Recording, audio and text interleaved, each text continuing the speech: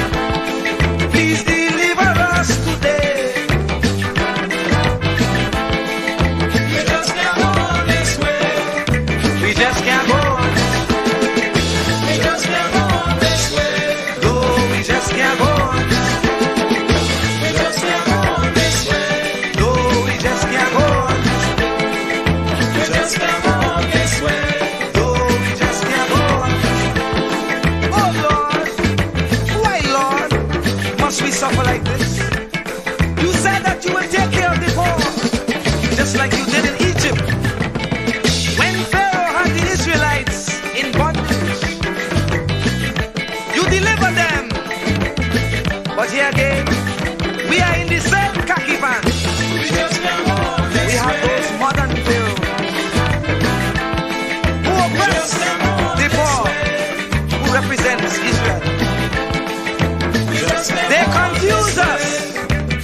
much life. Just come on this way. Not even thinking that we would realize. And if we criticize, we could be ostracized.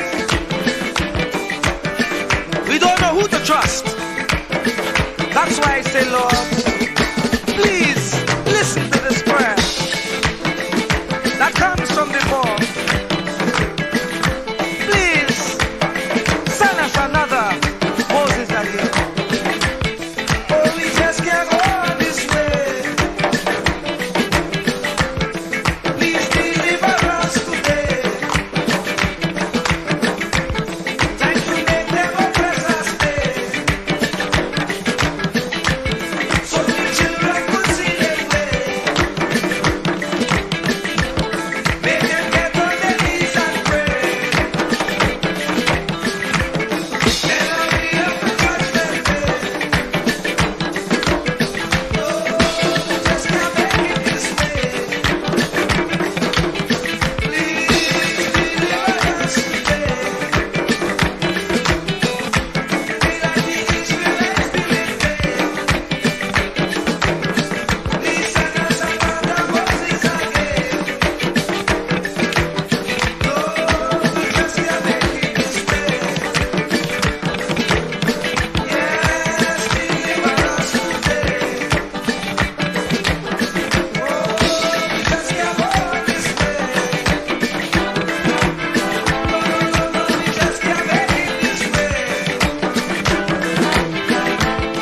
Please listen to what I say. Yes, hurry up with judgment day. We just can't make it this way. No, we just can't make it this way.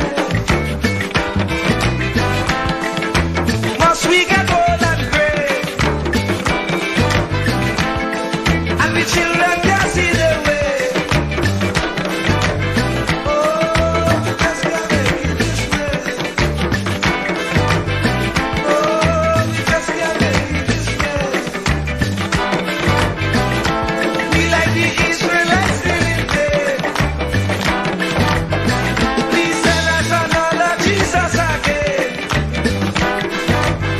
Oh, oh, oh, oh, oh, oh. Oh, oh, oh, oh, oh, oh. Oh, oh,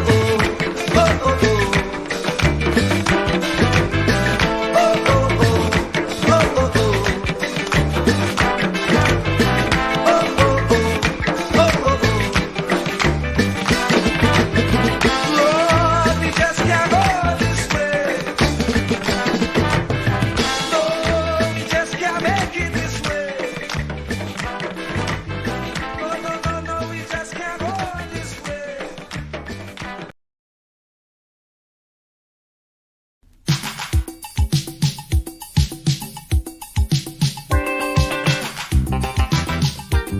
Oh, yes.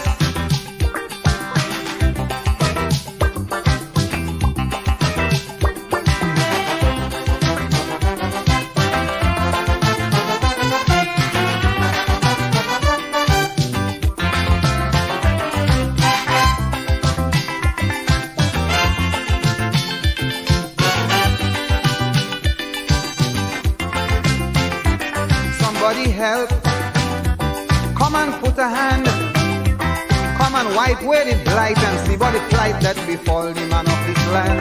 What's going on here? I would like to know why the whole world is in a turmoil. So it look as if we fire God from the job and give the work to Beelzebub. Man, the devil have a hand in running the land. The devil have a hand in running the land. You don't have to never like understand. The devil have a hand in running the land. The devil have a hand in running the land. The devil have a hand in running the land. You don't have to never like understand. Like if Satan in control of running the land. Hey man, oh man.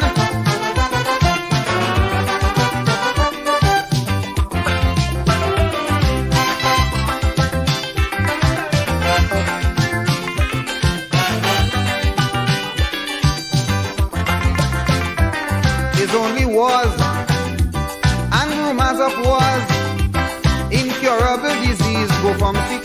and they happen without a cause. Strange phenomena now happen everywhere. The callousness of this world has the world in fear. Politics and weaponry have taken its toll. They have the whole world out of control. Man, the devil have a hand in running the land. The devil have a hand in running the land. It don't happen here, well I can understand like it. Oh, yes man. The devil have a hand in running the land. The devil have a hand in running the land. The thing going on here, well I can understand like it. Satan in control of running the land. Oh man.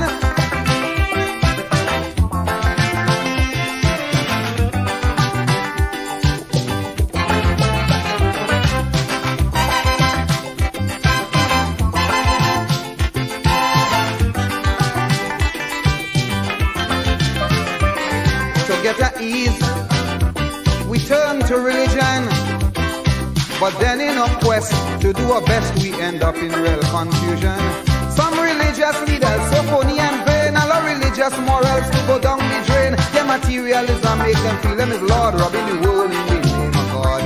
Man, the devil have a hand in running the land. The devil have a hand in running the land. The thing of going on here, well I can understand that the devil have a hand in running the land. The devil have a hand in running the land. The devil have a hand in running the land. The things that happen here, well I can understand. Like he's Satan in control of running the land. Oh man.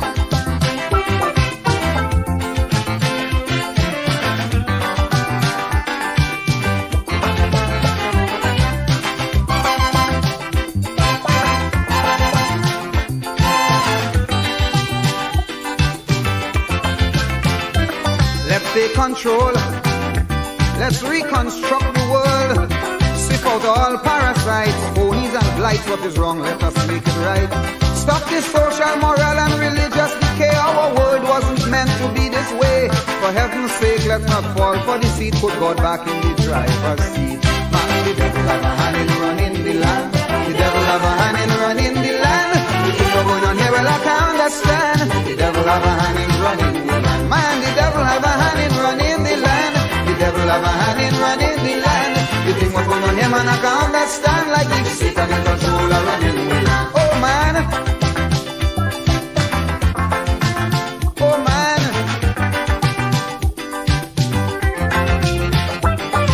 The devil have a hand.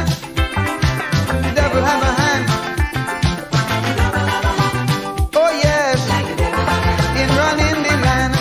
The devil have a hand. The devil have a hand. The thing what happen here I can understand. Like the Satan in control of running the land. We quarrel and we fight. We ain't doing right. Oh yes. The devil have a hand in running the land. We forget what's good. Not doing the things we should. Ah yes man. The Satan in control of running the land. I can't understand why. I can't understand. Oh, yes, man. Corrupt teachers, phony preachers, bogus leaders, Satan workers. Oh, yes, man. I can't understand. Well, I can't understand. Satan in control of running the land. Place of worship. Show no friendship. Only money. That's all they see. I can't understand. Come on, man. Yes, man. I mean, the devil have a hand in running the land, Lord. The devil have a hand in running the land, man. The devil have a hand in running the land. I understand, like Satan in control of running the land.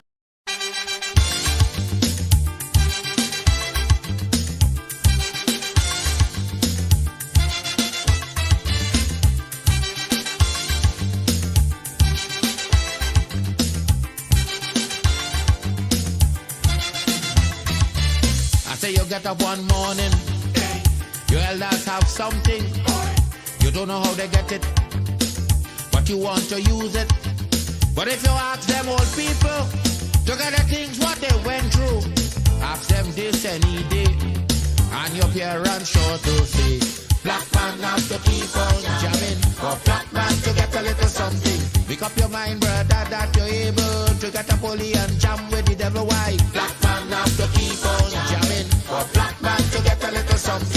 up your mind, brother, that you're ready to swim offshore and hold your boat steady. Black man have to keep on jamming, for black man to get a little something. So when you're here, you get a little something. With that dragon eye, you keep watching, because I don't tell you already. Black man don't get nothing easy.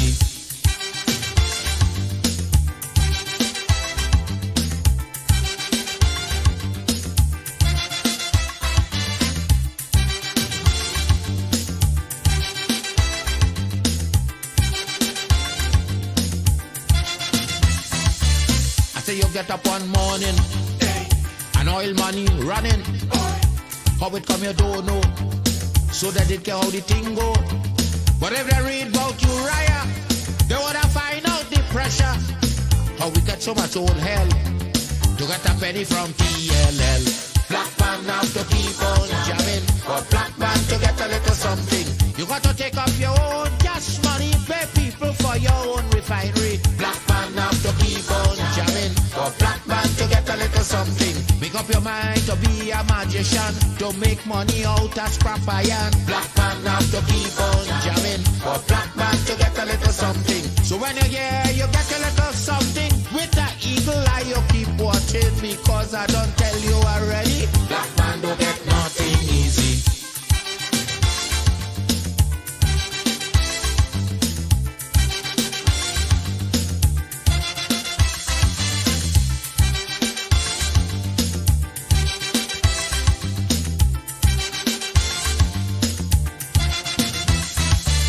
I say we get up one morning, independence happening, getting the thing come easy. Now they're taking liberty, but if they know about petition, we are to send to England for some woman to tell we in this colony free.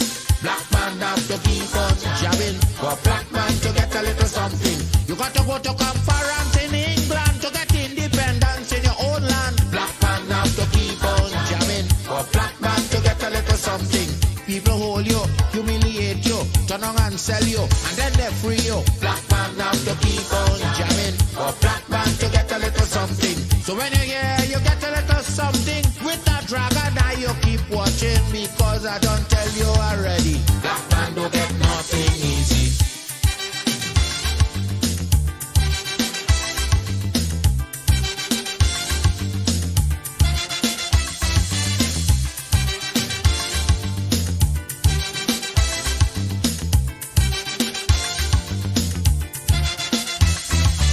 So when a black man gets something, he got to start thinking to get it there easy. He got to practice economy, from getting it from the slave master to become the land owner. Brother, it's a terrible journey, back with plenty brutality. Black man have to keep on jamming, for black man to get a little something. You got to rise up, you got to stand up, make up your mind, you will always stay on top. Black man have to keep on jamming, for black man to get a little something. You got to go to conference in England to get independence in your own land. Black man have to keep on jamming, for black man to get a little something. You got to take up your own cash money, pay people for your own refinery. Black man have to keep on jamming, for black man to get a little something. Make up your mind to be a magician, to make money out of scrap. Keep me as the apple of thine eye. Hide me under the shadow of thy wing. O Lord, my Savior. It's so hard to deal with personal struggle. So sad when you feel alone in your trouble. It's real hard when you want to talk to a brother. It's so bad because of how some look at you after. So Jesus, cover me while you fix it. Cover me while you fix it. Cover me while you fix it. Jesus, cover me. Cover me while you fix it. Cover me while you fix it. Cover me while you fix it. Jesus, cover me. Cover my head. Satan want me dead. Cover my back from human attack. So Jesus, cover me while you fix it. Cover me while you fix it. Jesus, cover me while you fix it.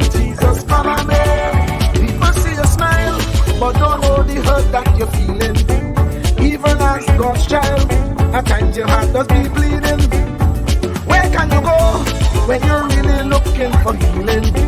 Who know how to flow when your soul needs some restoring? So Jesus, cover me while you fix it. Cover me while you fix it. Cover me while you fix it. Jesus, cover me. Cover me while you fix it. Cover me while you fix it.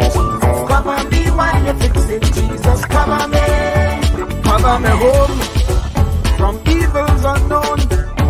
Cover my feet so I'll never retreat. Oh Lord, cover me while you fix it. Cover me while you fix it. Cover me while you fix it. Jesus, cover me.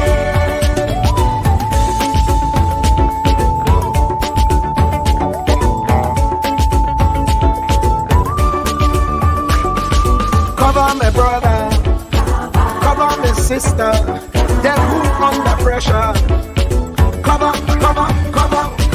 Cover the preacher, every church worker, the young believer.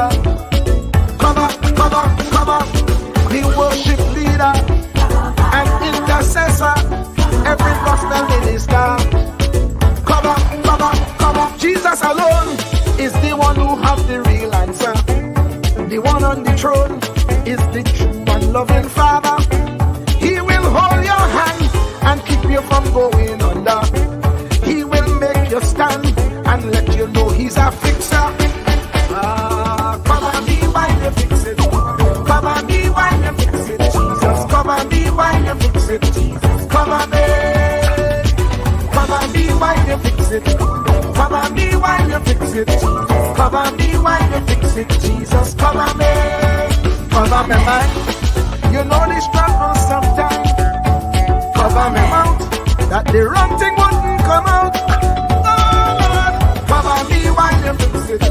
Cover me while you fix it. Cover me while you fix it. Jesus, cover me. Cover the Christian in the midst of aggression with the power of your right hand. Jesus, cover them helpless children. Jesus, defend them. Send help from heaven. Jesus, cover all them radio stations that blessing the nation. Grant divine protection. Jesus, cover me.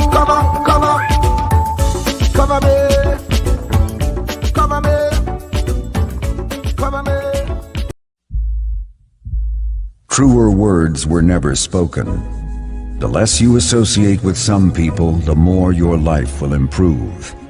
Anytime you tolerate mediocrity in others, it increases your mediocrity. An important attribute in successful people is their impatience with negative thinking and negative acting people. As you grow, your associates will change. Some of your friends will not want you to go on. They will want you to stay where they are.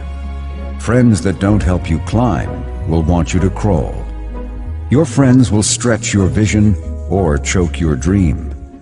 Those that don't increase you will eventually decrease you. Consider this.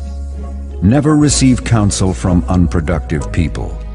Never discuss your problems with someone incapable of contributing to the solution, because those who never succeed themselves are always first to tell you how. Not everyone has a right to speak into your life.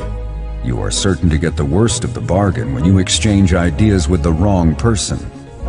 Don't follow anyone who's not going anywhere. With some people you spend an evening. With others, you invest it. Be careful where you stop to inquire for directions along the road of life. Wise is the person who fortifies his life with the right friendships. If you run with wolves, you will learn how to howl. But if you associate with eagles, you will learn how to soar to great heights. A mirror reflects a man's face, but what he is really like is shown by the kind of friends he chooses.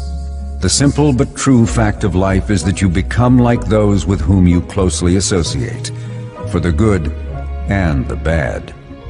Note, be not mistaken. This is applicable to family as well as friends. Yes, do love, appreciate, and be thankful for your family, for they will always be your family, no matter what. Just know that they are human first, and though they are family to you, They may be a friend to someone else and will fit somewhere in the criteria above. In prosperity, our friends know us. In adversity, we know our friends. Never make someone a priority when you are only an option for them. If you are going to achieve excellence in big things, you develop the habit in little matters. Excellence is not an exception. It is a prevailing attitude.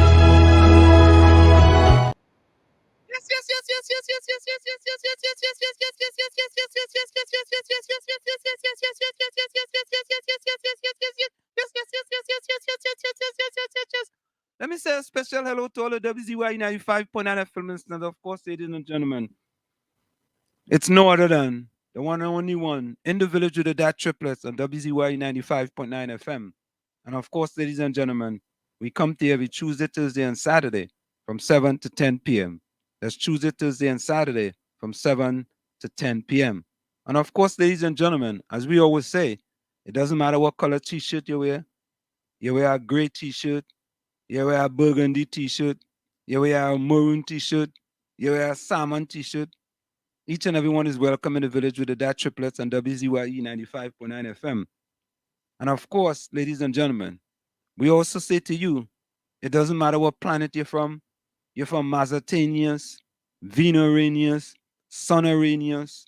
Each and everyone is welcome in the village with the dad triplets on WZYE 95.9 FM. And of course, ladies and gentlemen, we also tell you, in the village with the dad triplets, we originate, we don't imitate. And you know, we always start in the village. It have our like place, this. WZYE, where they treat you like friends and family. So if you're looking for a place to belong, going WZYE, you could come along. If you have haste, though, come with me. We do have dad on WZYE, Santa Meditate.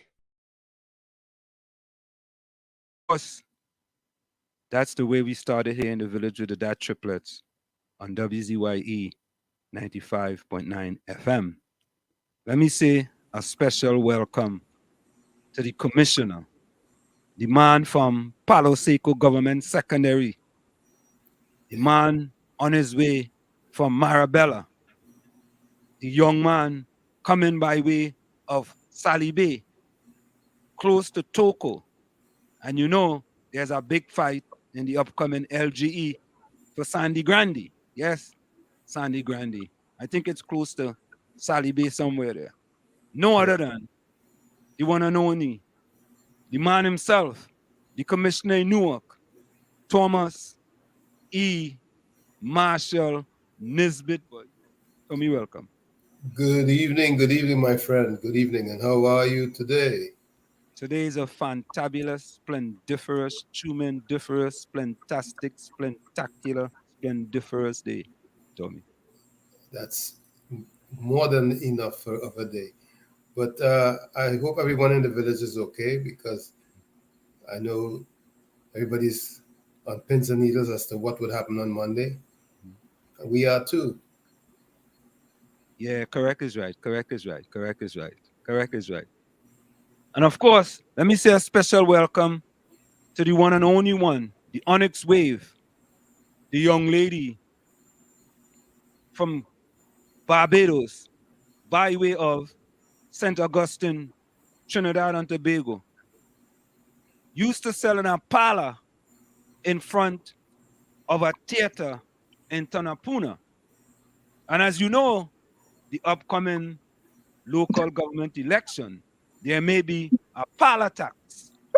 So people have to watch themselves. I don't know if the parlor is still there, but no other than the one and only one, McDonald, Waveney, Greta, Diana, Benskin, the Onyx Wave, McDonald boy.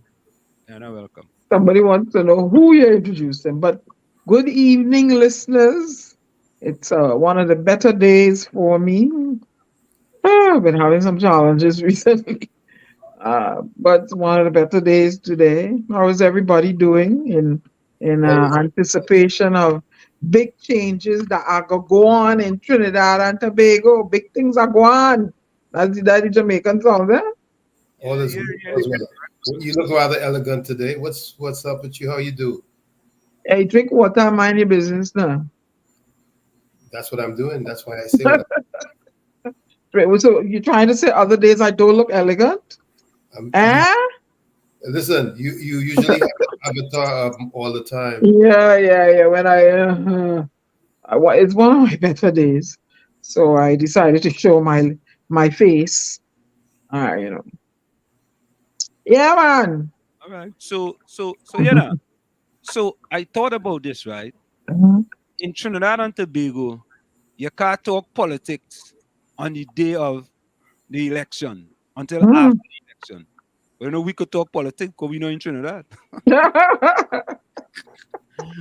What Anyway, could it was? you'll get a Brett Thomas and you're behind. Oh, they'll come and snatch you. Oh, okay. I like that one. I know you weigh a little bit, so you're easy to snatch. Little bit. Yeah. So we could talk politics. We know in Mhm. Trinidad. We could run up Wait, you mean you can't talk it like today? no Monday. You Monday, can't- no Until after the polls close. Really? Yeah, you can't talk politics. no campaigning, no alcohol. No campaigning, no alcohol. Is it the same thing here too? Or you Nah. can't go to the polling station? No, you can talk politics here on the day of the election. Yeah, because I remember when I first voted in the United States, I said, and when I cast my ballot, I said, "Thank you, Martin Luther King." Everybody looked at me like, Yeah, "Oh, no." but I would have looked at you left on like a suspect also. Huh? I would have looked at you suspect. Because I said, "Thank you, Martin Luther King." Of course. I was very poignant and cognizant of all the people that went and marched for my right to vote. So I had to recognize somebody that day. So I chose Martin Luther King. I would have And said, I said it out loud. And I would have all said, you know me. I would have said, where in the world did she come from? Huh? Nothing. Somebody want to know where I come from? I was born in Trinidad and Tobago to two Bajan people. Anything else they want to know? I was born in Paje, Tunakuna. Anything else the person wants to know? No, they told me that's enough. They said that's enough. Why they frightened? no, somebody asking if you have a passport, Trinidad passport. If I want to, I don't need a Trinidad passport to go where I go. Where I go, I have the right passports. No, I just asking you. Somebody asked if you have I had a Trinidad passport in 1979 when I immigrated to Barbados. It expired. I acquired a Barbados passport, and I have always been using it because I'm a Bajan citizen by descent. So I don't need a Trinidad passport to go where idols go these days. So the answer is you don't have one. I don't have one anymore, and I don't need one to go where idols go.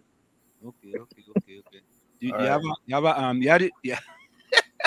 You have any other official Trinidad and Tobago document other than Yes, I have a Trinidad and Tobago other birth paper. than a boot I have a Trinidad and Tobago national registration card. Yeah. Anything else they want to know? Yeah, what is that? A registration card? Yeah, the red, white, and blue card. I have that. Where does do that? I mean, we just do that. The user Trinidad, yeah.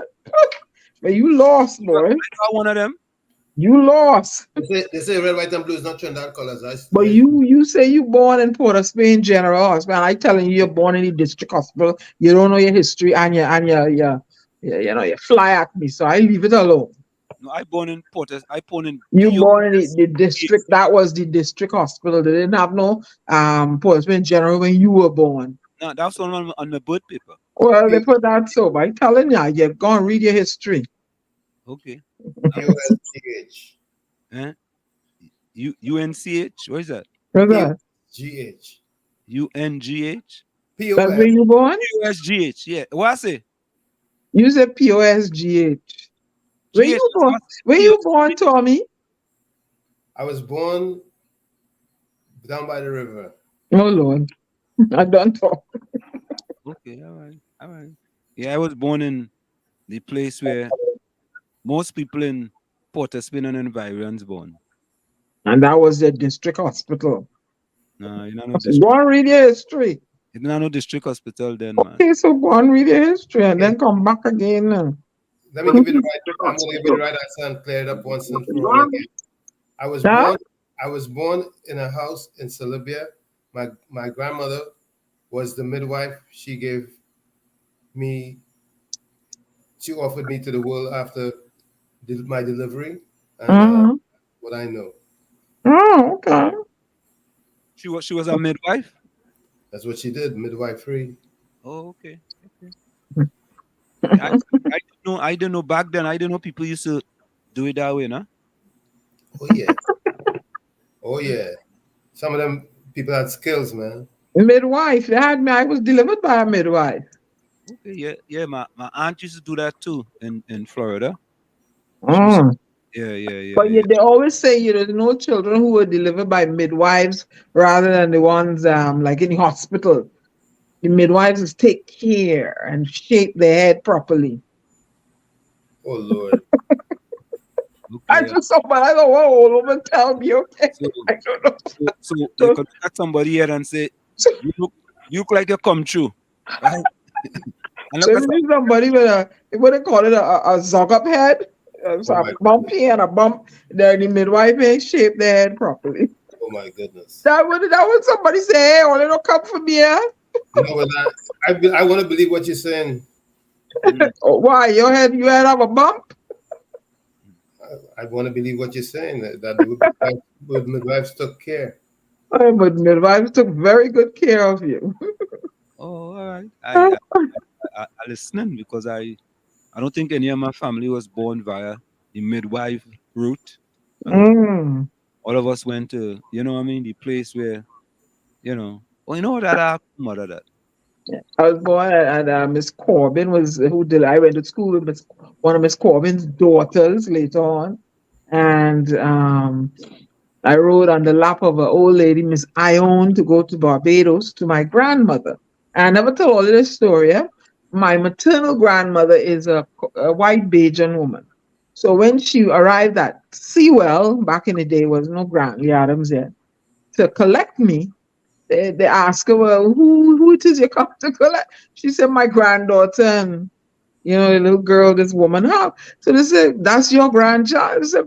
They thought my grandmother was trying to kidnap me. So she had to go back home to get documents showing her name, my mother name, link the names, and bring somebody that knows my mother, and a whole lot of drama. Took a while, but then they handed me off to her. She didn't need a Trinidad passport at that No, point. she didn't need to do that passport. And I didn't ride, I rode on the lap because I was a little baby. But when I was coming back to Barbados, Trinidad at age 9, I had a Barbados passport. And then when I went back to Trinidad, Barbados, I remember applying for my first passport in Trinidad on my own. And I had a Trinidad passport. 1978, it was issued in Diana Benskin. As we talk about healthcare, I've done a little piece on this. Mm. Prime Minister told the people of Trinidad and Tobago that Trinidad have one of the top healthcare system in the world, Mm. right? And I asked myself, right? And you had to wait 2 years to get somebody to look in your eye. Mm. Well, I take it even a little further than that, right? If we have such a splendiferous healthcare system, why you as the Prime Minister have to leave Trinidad and Tobago to come abroad in order to come and visit your doctors, and you had to stay away from Trinidad for like a month in order for them to do all kind of tests and all kind of thing? Why is that? Well, in defense of him, he's the prime minister and he had the money. He could go wherever. Nah. I just telling you. Nah, But that's some people will say. no. Here's what Mm. he's looking for a doctor with an objective perspective. He may not necessarily he may not necessarily find one that's unbiased. Okay, all right, Tommy. All right. I'm just trying to come up with something to Yeah, and I was gonna tell you, Tommy, believe what you want to believe. Get straight up on the wall, Tommy. Let me see if we can stick straight up on the wall. Tommy, sliding down. Guess what? I'm just trying to find some reason to justify his action when I know good and well that if our system was that good, he wouldn't have to battle lid jump on a plane. And that is simple. That is simple. If you are going to tell the people, you got to lead by example. If you are going to tell the people we have one of the best healthcare system in the world, right? You're supposed to do whatever you have to do in Trinidad and Tobago. Simple. Not just that. Not just that. If there are so many good healthcare providers, you tell me that you can find one of them who would be your personal and confidential provider or primary care provider that would always look out for you. Yeah. But perhaps it's that individual that recommend to him, hey, you should go overseas and get care. All of that. Nah, I want to venture into the Prime Minister brain, right? And figure out what say, you see me? That's a tall order. Is he venturing into that brain? That's a very tall order. You know, Tommy. And I don't envy you. Let me take that back. Let me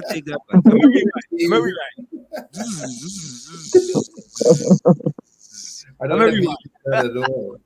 Let me rewind. I believe that as the Prime Minister of a country, you have to lead by example. Correct. Right? And if you are not leading by example, right, then the country, we are close to what's being called a failed state. You understand? I mean, the Prime Minister may not like to hear that, but we are close to what's being called a failed state under this current Prime Minister. You know, because I heard the Prime Minister on Power 102, right, talking about local government election and saying that the bill is law and certain parts have been passed in the parliament and has been assented to the president, but other parts just haven't. And I'm asking myself this question. What happens after August the 14th? For some reason or the other, the PNM loses. It's now 8-6. Are you guys still going to send the remaining portions to the president? But I have a bigger question. Here's my question. A counselor is still considered to be a part-time person. Okay? Now, and they have not sent that part to the president yet, where a counselor could be full-time. Because think about this. If I'm a counselor and I am full-time, I have a full-time job, and I'm making, let me just say for wrong numbers, $20,000 a month. Yeah. I'm just saying. Yeah. It might be exaggerating, but I'm just, all right, let me say 10,000. A counselor makes $10,000 a month, right? In their full-time job, right? A counselor position pays as a part-time $7,000 per month, so that's 17,000, right? Now, what if you come and you tell a counselor now you going full-time and I'm paying you $10,000 a month? That means you got to give up your full-time job and you're out $7,000. So you're taking a cut. Right? Does that make sense? Nope. And it wouldn't make dollars either. Correct is right. So counselors don't know after August the 14th. They ain't sure if they're going to be full-time. And what about if after August 14th, you come and tell me, you know what? We're going to send that bill to the Prime Minister, to the President, and we're full-time now, making $10,000 a month. So what? Really? Hopefully they will get perks that would Tommy, I think a senator makes, I'm not sure what a senator makes, but we can Google that. What a senator makes. Probably they're gonna get some perks. That's between $15,000 to $20,000 a month for a senator, right? I guessing, right? And somebody in chat can tell us, what does a senator make? Is it likely that a counselor will make more than a senator? Let me Google it and see if it's there. Or a temporary senator? Is it? So So when you hear the discussions in them and people saying all these things, I mean, I'm asking these questions. Because if after August 14 come, you come and tell me, no, hey, we passed the bill in Parliament. This was all about local government reform. We paying all your $10,000 now. Really? But do they really need August 14 to do that? That's the question. But Tommy, they didn't need to do it, but they didn't do it. Mhm. If they had done it, a council would have known, right, what the salary is, right, and that you are now full-time, and the possibilities are that you'll have to give up your other full-time job. Here are the incentives, but I don't know if any councillor is aware of that. And people in the chat, you all can help us. Is there anybody that's aware of that a councillor will now be full-time? What are the salary? What are the perks? And they have to give up their full-time job. So it's fully people. And these are questions that are basically them just telling us about local government reform. That is it. And you just go for them just run with that. So what am I supposed to do as a councillor now after I get elected? I supposed to give up my full-time job? Mhm. Eh? Look, Hmm. let me go to the chat. So, folks, we are looking for some answers from you all. You know, we throw out these questions and we're looking for answers while Tommy tries to find it as well. We're looking for answers. And the question is straightforward. If I am elected as a councillor after August the 14th, are the councillors going to be full-time? What is the remuneration for a councillor? And does a councillor have to give up their full-time position? Hmm. All right? Mhm. You know who we could call and ask that question, boy? Mm. No, they had a rally now. They had a rally, right? Yeah, a whole lot of people at rally. I would have called the minister of local government, Faris Awad. So we will ask the folks, I want to apologize to you all. Coming in will be Jess, Dr. Indira Rampersad coming with us tonight. I want to apologize. I made a mistake, and I thought it was going to be Dr. Shane Mohammed as well as Dr. Bishnu Ragoonath, and it was my mistake. It's just, Dr. Indira Prasad that's going to be joining us tonight. So I apologize for that. That was my mistake, no one else. Okay. So Takesha says, good night, everyone. Yeah. Okay, a counselor in. Oh no! This is counseling. Okay. All right. No, I know previously a council made about maybe $6,000 or $7,000. You know what? I think Kathy, if you're listening, Kathy can call us and tell us. Kathy, if you're listening, can you call us and tell us what is the salary of a counselor?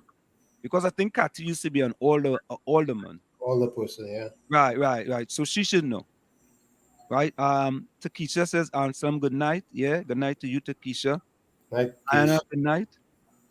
Good night. Purple. Mhm. Tommy, blue. All right. Good night, Kish. Takesha, that's keeping it very simple and straightforward tonight. Nadia, Carice, Lana, Rose, Miss Kuva, Judy, Denise, Victoria, Erica, John. Okay. All right. So, folks, let me just take this call real quick here. Tommy and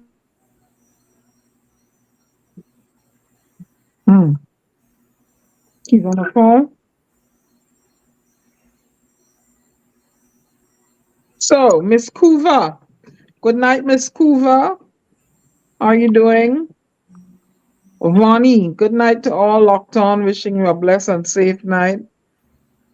Good night. Good night, Victoria Morris. Everything's okay. Nice to have you. And the code is yellow. Are wearing the wrong scarf then? Good night, Hailey. Hailey in the village. What's Keisha. Vonnie, you said what? You will see that you will get a TT passport going. You will ask Anna and Logan to investigate it. Please, Vonnie. Please, because there's some kind of necromancy and nonsense going on. Why I just can't apply for it and normal. I set up drama. But Necromancy. they see I had a Bajan passport. They see the old passport, but they just want to give me pressure. That's Not a all. passport. Necromancy. That's Yeah, it. I said, well, you know, political necromancy. That's all I gonna say. Oh, okay. Mean Jean is inside. Welcome. Miss Coover, welcome. Miss Coover say, sorry about that. Good night, everyone in the village. And remember, yellow is the code. Miss Coover say yellow is the code, boy. Kylie got something to say about that. And Trinidad Margot too. Trinidad Margot, welcome. They are orange. Yeah. And Trinidad Margot got something to say about that as well too. Darren, locked on. Darren, welcome. Bonnie says, was just reading that on special voting, 2 ballot boxes were tampered with San Fernando and Sandy Grant. I sincerely hope that a full investigation on this matter. I just saw something about that. I will read the what I actually already, yeah. What the news says. And that's a Burgess they need to hold on to. Curtis Monteshad, welcome. Darren says, Keith Rowley on his political platform fighting for the criminal element. What is that one? What is that one? I know where that's coming from or going. What is that one there, Darren? I understand that one, you know. Yeah, you gotta clarify that one. Vonnie says you can talk politics, you are in the USA. Just be careful, Wall Street is in the P&M bad books. Vonnie already telling me you're gonna get a Brent Thomas.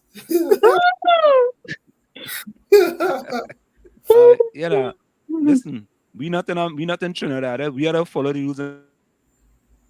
They gonna come and get you. And they gonna Google themselves and GPS themselves to your house.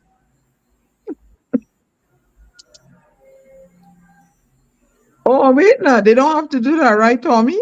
Okay. Because he entertained them in his house. That was a long time ago. Vonnie says they'll find you. They'll find in the house. They find him at that house. Yeah, they find him at that house. That's correct. If they go look at that house, you will see someone else. They pick up the wrong person. They pick up the wrong person? No, they parang the wrong house. Or they might pick up your son then thinking it's you.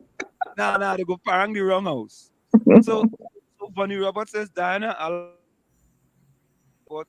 oh, you read that already. Yeah, Diana, thank you, Bonnie. I appreciate your assistance. Yeah, Mean Jean says, Diana, can you make the next 3 hours without getting vexed?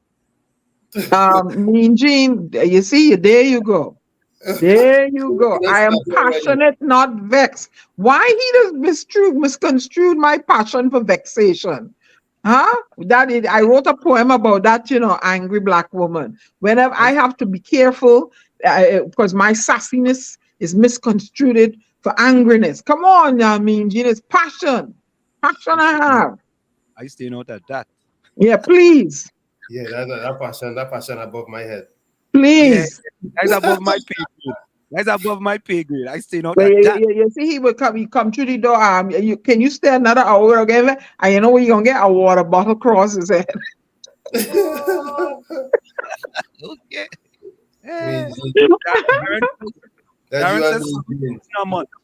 So all right. So let me go on that. Huh? 7K a month. 7K a month. If you after August the 14th and you are a counselor and they're telling you as a full-time counselor, we go pay you 7,000 and we go get some perks. Right? Okay, so 7,000 is for part-time, no? Well, we had Darren, 7,000 is part-time or full-time? That's a good question, Tommy. Because I don't think they've established a scale for full-time. Wait. Victoria.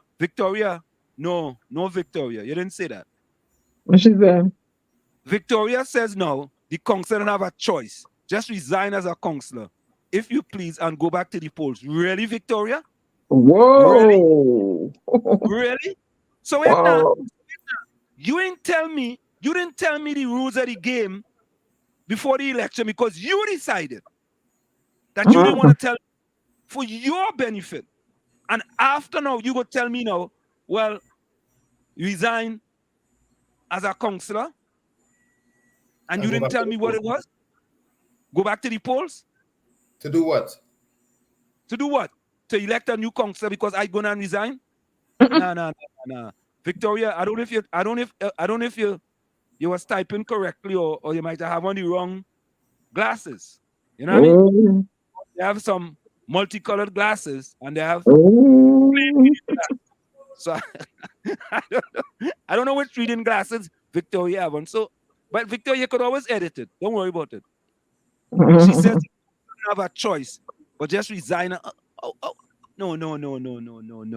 So Tommy and Diana, I mean, tell me wrong now, please. You telling me you didn't tell me that I had to give up my permanent job, right? Before the election. After the election, you'll come and tell me, well, you know, we send the thing up to the president sign it. All of you know full time, all you working all of 4 years, and there is all your salary and all your perks. If all you don't like it, all you resign. No, does that make any sense? No, that's why I feel Victoria must have on the wrong glasses. Oh dear. She coming for you now. That's why that's why we're saying that this whole reform thing is a big joke. It's a big joke. That, you know what? They should have called that the circus, the reform circus. Oh boy.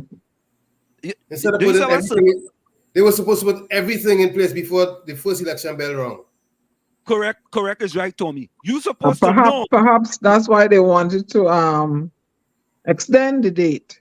So now you're saying that if we lose the LGE, we can spite the winners and make sure that the sums of money that we offer is going to keep them in poverty.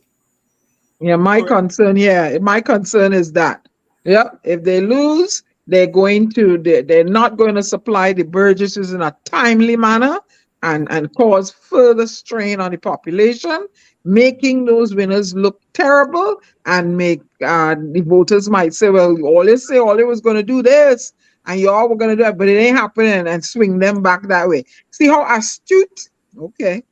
Hey, who could we call? We have already seen how the class bully behaves.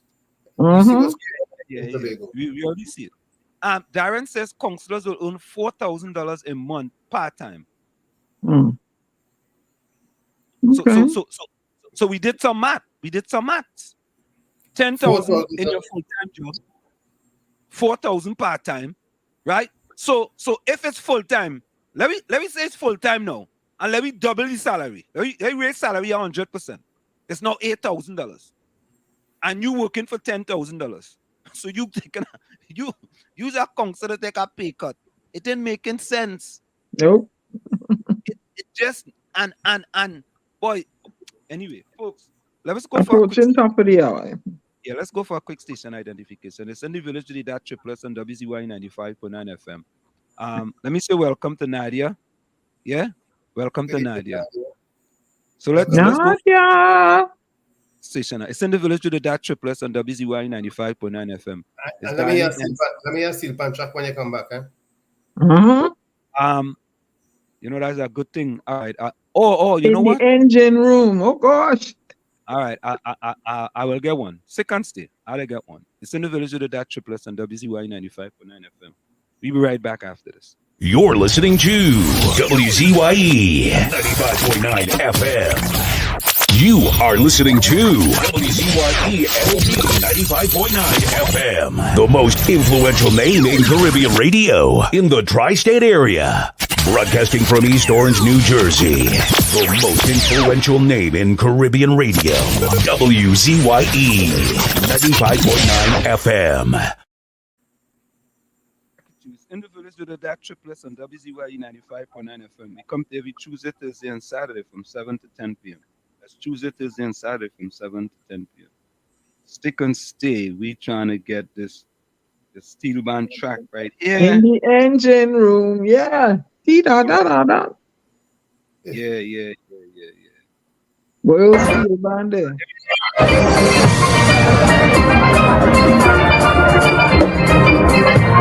Folks, this is actually them.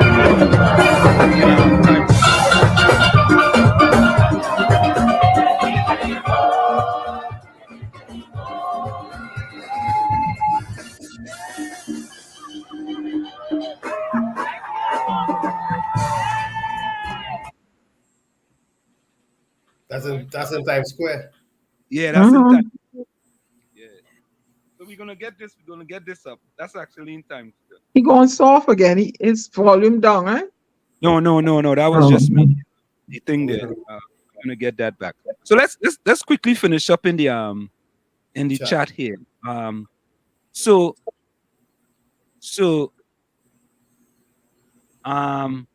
councillors will earn $4,000.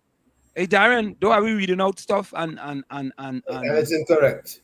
And it's incorrect, we right? So all right. So folks, based on Darren's information, Darren is saying that part-time councillors own $4,000 a month, right? And I'm sure there is some perks on top of that, right? Yeah, right. So let's just say, for sake of the new law, gonna send to the president, and the president gonna sign off on it. Let's say the councillors are gonna get a 100% increase in salary. $8,000. $8,000. We give them 100% increase. We generous. We have oil, we have gas, we have bauxite, we have cocoa, we have chenet, we have everything. We give them. We ain't doing like how they give the union and them no 4%. We gain them 100%, full 100, because it's local government reform. We for this reform, even though we've been for this reform since 1956. We for it in 2023, right? $8,000. But Let me get them some. But the truth be told, how far could $8,000 go in Trinidad's economy? Yeah, but Tommy, we ain't finished yet, though. We had to get them a little perks. Okay. Let me get them some perks now. Let me get them 50% perks, $4,000. We generous. We very generous today in the village. Like 12,000, right? So we get them a 50% increased salary, a 100% increase in salary, and a 50% at their salary in perks, 12,000. Oh God, boy, we generous too bad, boy. But Colin Imsberg planning to increase the minimum wage, they say? Yeah. But let me finish this. Let me finish this. 30. So we love you, so we take great care of you. Only the PNM on that. Right? Love you. So Tommy. Yes. I am a counselor, and Diana. I am a counselor. I come into the council as a part-time because they didn't tell me full-time. Right? I'm making anywhere from $10,000 to $15,000 for the month. Again, $4,000 as a part-time. So if I'm making 10,000, I'm now at 14,000, right? Right. If I'm making 15 at 19, right? And you will come and tell me, well, listen now, you're making 12,000 now as a full-time counselor. And you go tell me that, you know what? You have to choose now, Because local government was about you being a full-time counselor. Now you're full-time. Then what? But I've heard stories where is alleged. Let me use my words carefully. It is alleged that the CPEP workers are being forced to walk when people are going through the districts. That's been so forever. Yeah, that's not. Oh, that's been so. Oh, Tommy, I like how you said that casually. That's been so forever. So it's okay. We like it so. You forcing me. No. Let me bring the situation domestically to my location. It No, is. Everybody know I don't like Donald Trump. So you forcing me to go and walk in the district, somebody campaigning for Donald Trump? Nah, it's been that like ain't right. it's Listen, been like listen. That's not right. In Trinidad and Tobago, the But way, that ain't right. It the ain't way, right. the way it's looked at is that And you're threatening them with job loss. They don't only how much days did us get a month? Only help me now. How much days did the CPEP and URP workers get in? and they're I, vulnerable. They're vulnerable. thank you. So yeah, they have to. And you're gonna hit them in the head with that? yeah. They don't have much choice. That ain't then what do you mean you don't have much choice? What If do they you mean want, you don't have much choice, Anselm? Right? if they want the crumbs to continue coming to their So table, so so so who can speak up for these workers? Well, you Why speak up you for them. force huh? You speak up for them. You speak up for them. Well, let, you know me.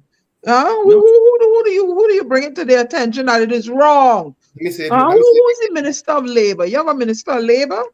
If McClatchy. they I think want, his name is McClatchy. Huh? if they want to continue getting the scrums, let me What say do it you mean right. you want to continue with the scrums? I tell you all, in numbers, you can defeat anything by yourself. You're like one matchstick. But you put a whole bunch of matchsticks together, it is harder to break those matchsticks. What do you mean You for they have if you want to continue? It should not be so. you It forget shouldn't be you forget so. you forget to send the most passive slaves to Trinidad. You forget that? Right? Yeah, I always said that. Yeah. You Well, you remember don't that? have no fighting spirit. Only have a star whining spirit. That's Yeah. Get why. up and fight. What That's do you why. mean why are you forcing them to do that? That is not right. Who is the Minister of Labor answer? Somebody help me in the chat. McClatchy, whatever. McClatchy? Well, he's responsible for he or she's responsible for them. Yeah. Or they're under Alwari. Who they fall under? No, them is local government. Them is local government. Them So is they not fall under who? Alwari. Alwari. Well, that's wrong. That is wrong. You should Call not be Alwari. forcing anybody to march if they don't want to march anywhere. That's wrong. Living in some sort of communist place. Call him now. That's wrong. Huh? Call Alwari and ask him. Tell him so. Yeah, I'm going to call him. Then let him change it. Vonnie says, well, it's being said by the government that the councillors will be full-time. As for their salaries increases were not mentioned. And Vonnie, that is the problem right there. And Vonnie, you know what? Like you, Vonnie, all you're responsible for that. That's Oh right. boy.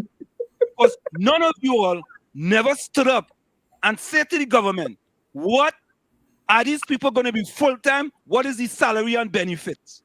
And make it known before they get the job because Correct is right. And make it known before they get the job. they may just have to get a part-time job to supplement that full-time job. And as a matter of fact, what the opposition on that? No,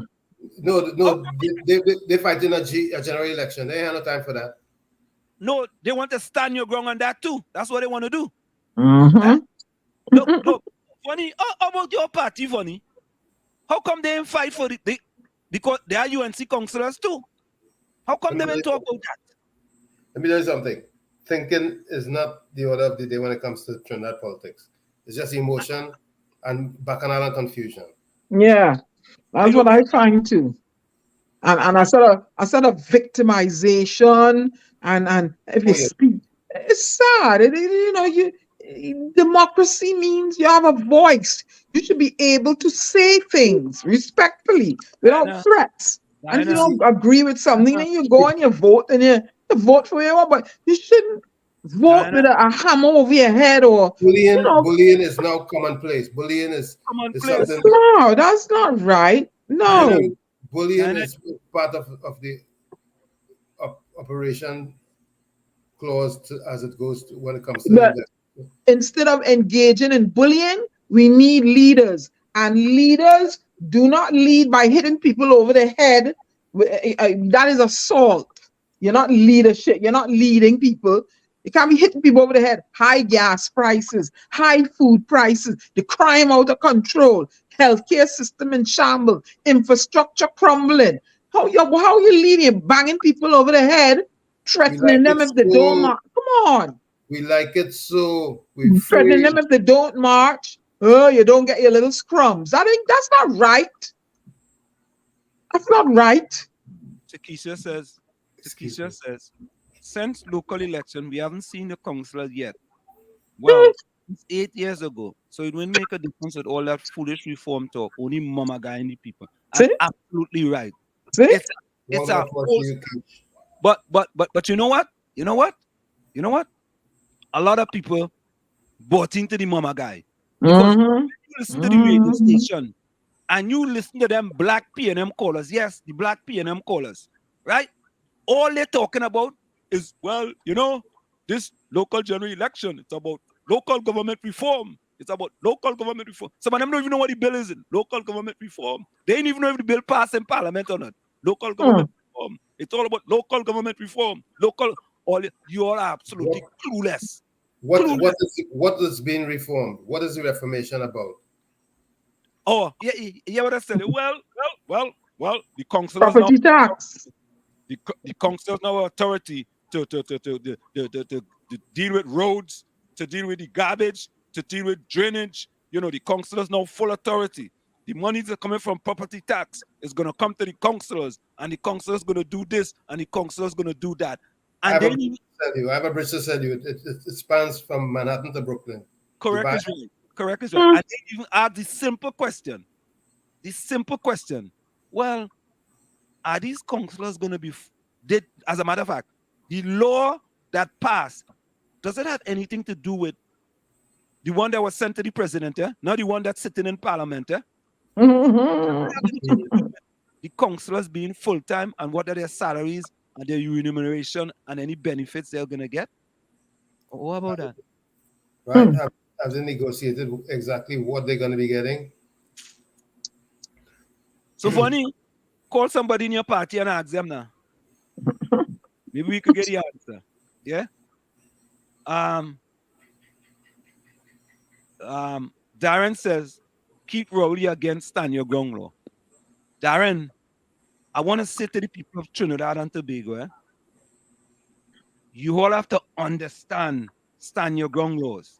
And I'm going to tell you all again, there is two laws in this country. There's stand your ground laws and there's the Casa doctrine. The stand your ground tells you the difference between the two of them is a duty to retreat. If under stand your ground laws you can retreat, you are supposed to have that duty to retreat. Under the Casa doctrine, my home is my castle. I could light you up. Yes, that's it. I could light you up. So, Ansel, let me take out the wax out my ears. So you come in like the lady that get killed in Barataria over the weekend here, right? Some woman get killed and she was hiding under the bed, according to the news. So she retreated and what happened to her?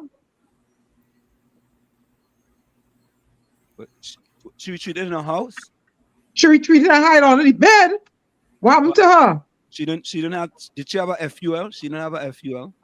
And my point precisely. So I ain't waiting for you to, wherever, hide under no bed. I'm going to deal with you at the door, at the window, somehow. I'm not going to hide under no bed and cover. I ain't retreating. No, I'm not retreating. I'm going to stand my ground and defend me and my home and my children and my whatever, my grandchildren. And the situation is be so. I'm going to say this here. This has nothing to do with party. This has to do with Trinidad and Tobago. You understand? And stand your ground is laws in this country. And we know what stand your grounds in this country is all about. We know for a fact. We don't have to ask questions, We know, right? It is so unfortunate, Ansel, people took it and went that direction with it. But stand your ground. I live alone. If anybody come around me stupidly, I'm gonna stand my ground and defend myself and let the district attorney and them figure out how they get hurt. I ain't gonna run and hide. I have things placed about my house here. I'm not gonna run and hide and cover and hope for the best. I go stand my ground and defend myself. What's being said and according to Kamala, I'm gonna light them up if I have to. What's being said is that stand your ground and the castle doctrine are two different things. And absolutely different. stand your ground is being abused in this place in the United States. And that's And what I said. People And abuse it. as a matter of fact, stand your ground is currently in 28 states in this country. And 7 of Mm. these states either have repealed or modified stand your ground laws because of these certain things that have happened with stand your ground laws. But anyway, folks, let's go to our guest tonight.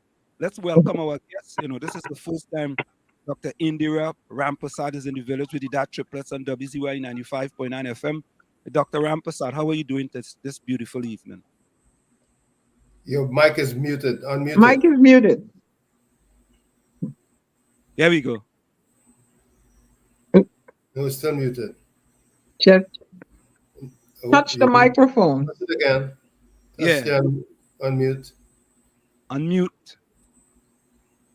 Microphone, where you saw the microphone.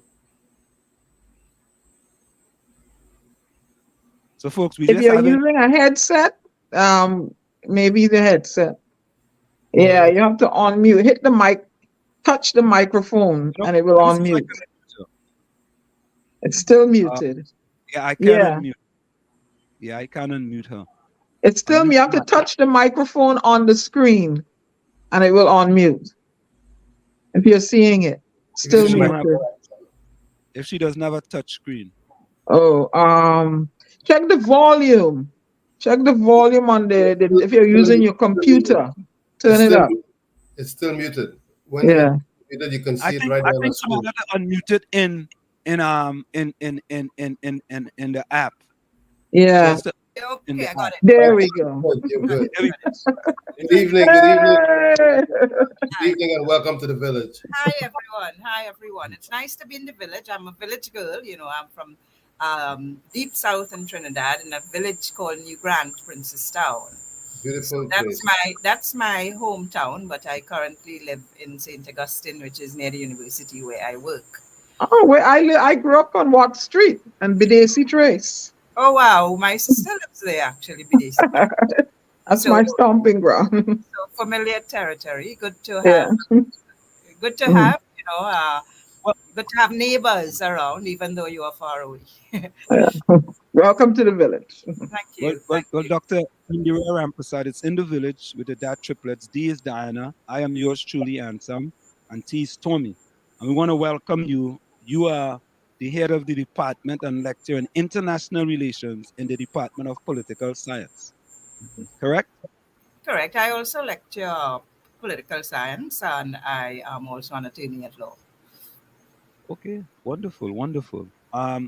Now, do you consider yourself to be a political analyst? Well, they call me so, but I'm a trained political scientist. I have a PhD in political science, which I major in international relations. So I would say political scientist, but because, you know, they call everyone around political analyst once you're making commentary. But I am actually a trained by profession, career. That's my career. I'm a political scientist. Qualification, by my qualification. So, Dr. Rampersad, you were newly minted with this position here as the head of the political science in August, just recently. 1st of Is that August. correct? I assume duties on the 1st of August. Yes, so that's Or the correct. first of August. Okay, wonderful, wonderful. So you're on your way further up, so to speak. Well, I don't think it works. It doesn't work like that. It's you serve for head of department for 3 years, and you can be renewed for another 3 years, and then you revert to your substantive post. So it's been somewhat rotated at the department, based on the first among peers. So your peers decide who they want, to be the head of department. It goes up to the campus appointments committee, and based on the popular support from the department, that person would be the head of department. And yeah, so I guess I had the popular support this time around, and been at the before it was the Department of Behavioral Sciences, which was split into two. So now we have behavioral sciences and political science, which is smaller. And so I am now the head of the Department of Political Science. I've been in the department or at the UE, Faculty of Social Sciences, since 2007. A graduate from the University of Florida, Gainesville, Florida. I was a Fulbright scholar there. And so I did my PhD there. My law degrees are all from the UK, University of London, and I have a master's degree, LLM, from the University of Staffordshire, where I also did the legal practice, solicitor's bar, and I have done the um, the bar here, the Caribbean bar at the Hewlin Law School.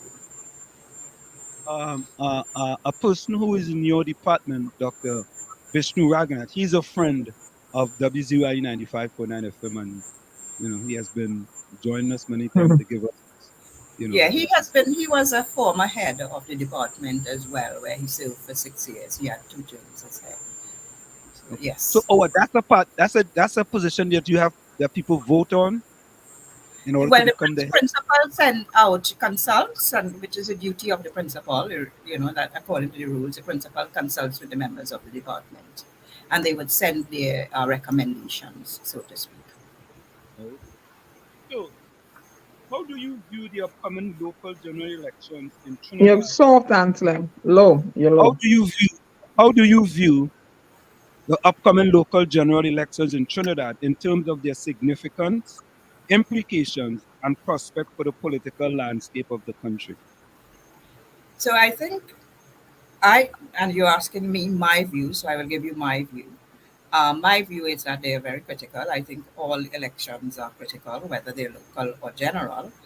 I think this particular local government election is very important. We had not had a local government election since 2019, and that is because the government did not call the election when it was supposed constitutionally due, which would have been in 2021. So 2022, I believe, yes, 2022. And so the opposition took as you all know, I think you all very well know that the opposition took the government to task to court, and the Privy Council ruled that, I think it was in May, that they should call the elections. And so the government, if we want to look at it from the party perspective, the PNM had to call the election based on the ruling of the Privy Council. So it probably was a bit sudden for them because they were not really expecting to call an election, which is the incumbents. It's the purview of the incumbent to call the election, but they hadn't called it in time when they were supposed to. So it's been somewhat of a long campaign nonetheless. They may have been caught with their pants down from the Privy Council ruling, but it's been a long campaign from May, June, July. And now August, mid-August, the election date was called. And there are rules as to when it can be called from the date, from the date that it is announced to the date it has to be called. So they did follow the rules according to the laws of the country. And so the 14th, and it's usually on a Monday, and the 14th of August was the appropriate day that they thought to call it. So within that time, it is called on the earliest possible date. You ask about the implications. So if I recall your question, into implications, what else? No, you can answer that, and then I'll ask the other part of it. Right. So the implications for me, as I see it, and I'm not sure the electorate, that is the voting population, sees it the same way. The implications are that it has implications for I believe all politics is local, and I have written on this. I believe all politics is local, but it has implications for life and livelihood. And when I say all politics is local, is that when you see national issues playing, even though it's a local government election, it's because these issues impact the life and livelihood of the population and the electorate. And I say I'm not sure they see it the same way because the voter turnout has been predominantly low. It's been just about 35%. Last election was 35%. It hardly crosses the 40% mark. And I think that is somewhat disappointing given the significance of these elections because it brings to the fore not only issues that affect the burgesses, that's the electorate, the voters, locally, such as roads and bridges, and flooding and garbage collection.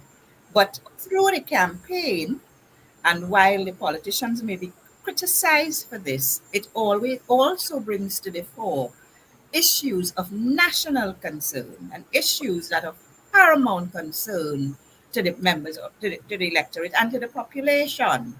So the politicians use their platform for this purpose to bring to the fore issues of national concern. The government of the day would use it to show what they have achieved and at times what they hope to achieve, and the opposition would use it to criticize the government of what they did not achieve and what they should have achieved.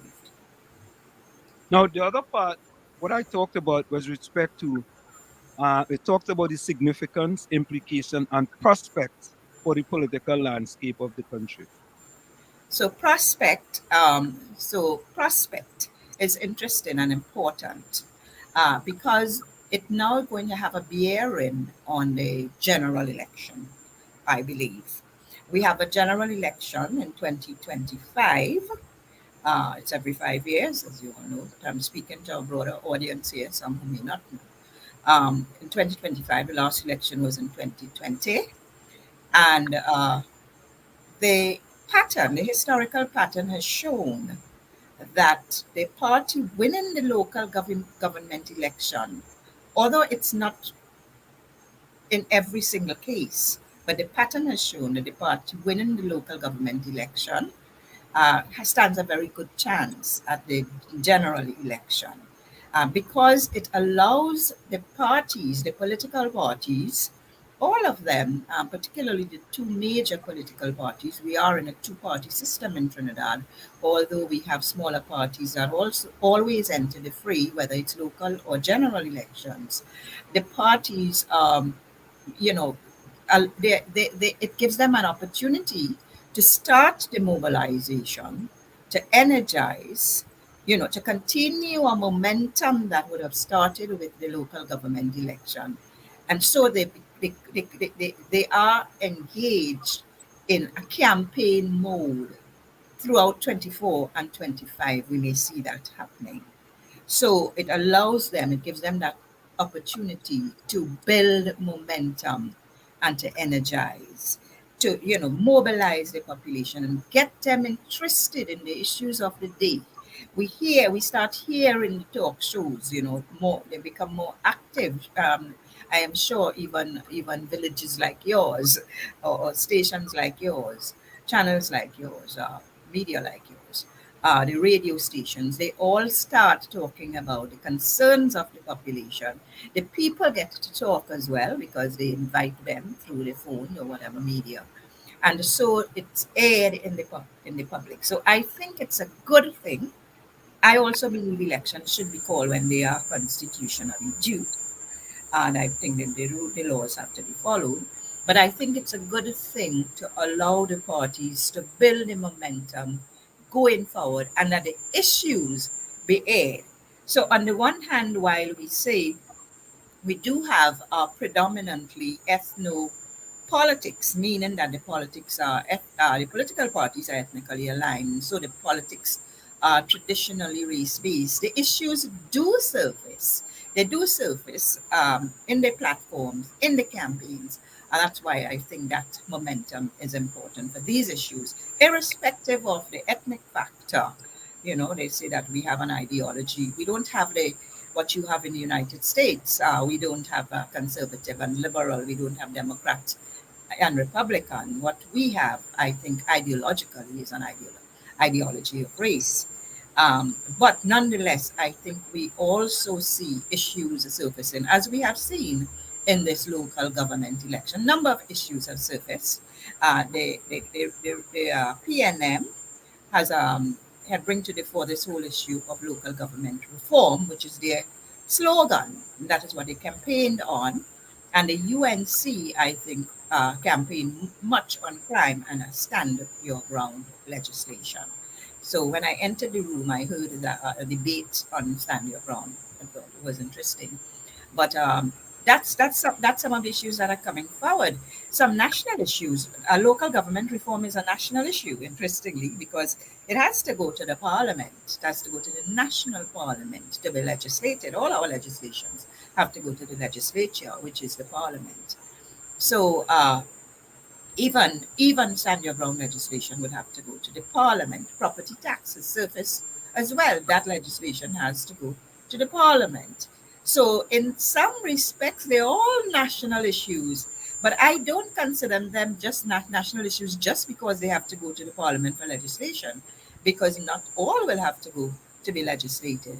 But I consider them critical and important, national, because they touch the lives and the livelihood of the population. Dr. Dr. Rampersad, Rampersad, go ahead, Tony. you were just to stay with the local government reform topic as you were talking about as your last point. Do you really believe that anything is going to change due to the outcome of the election as it pertains to the local government reform?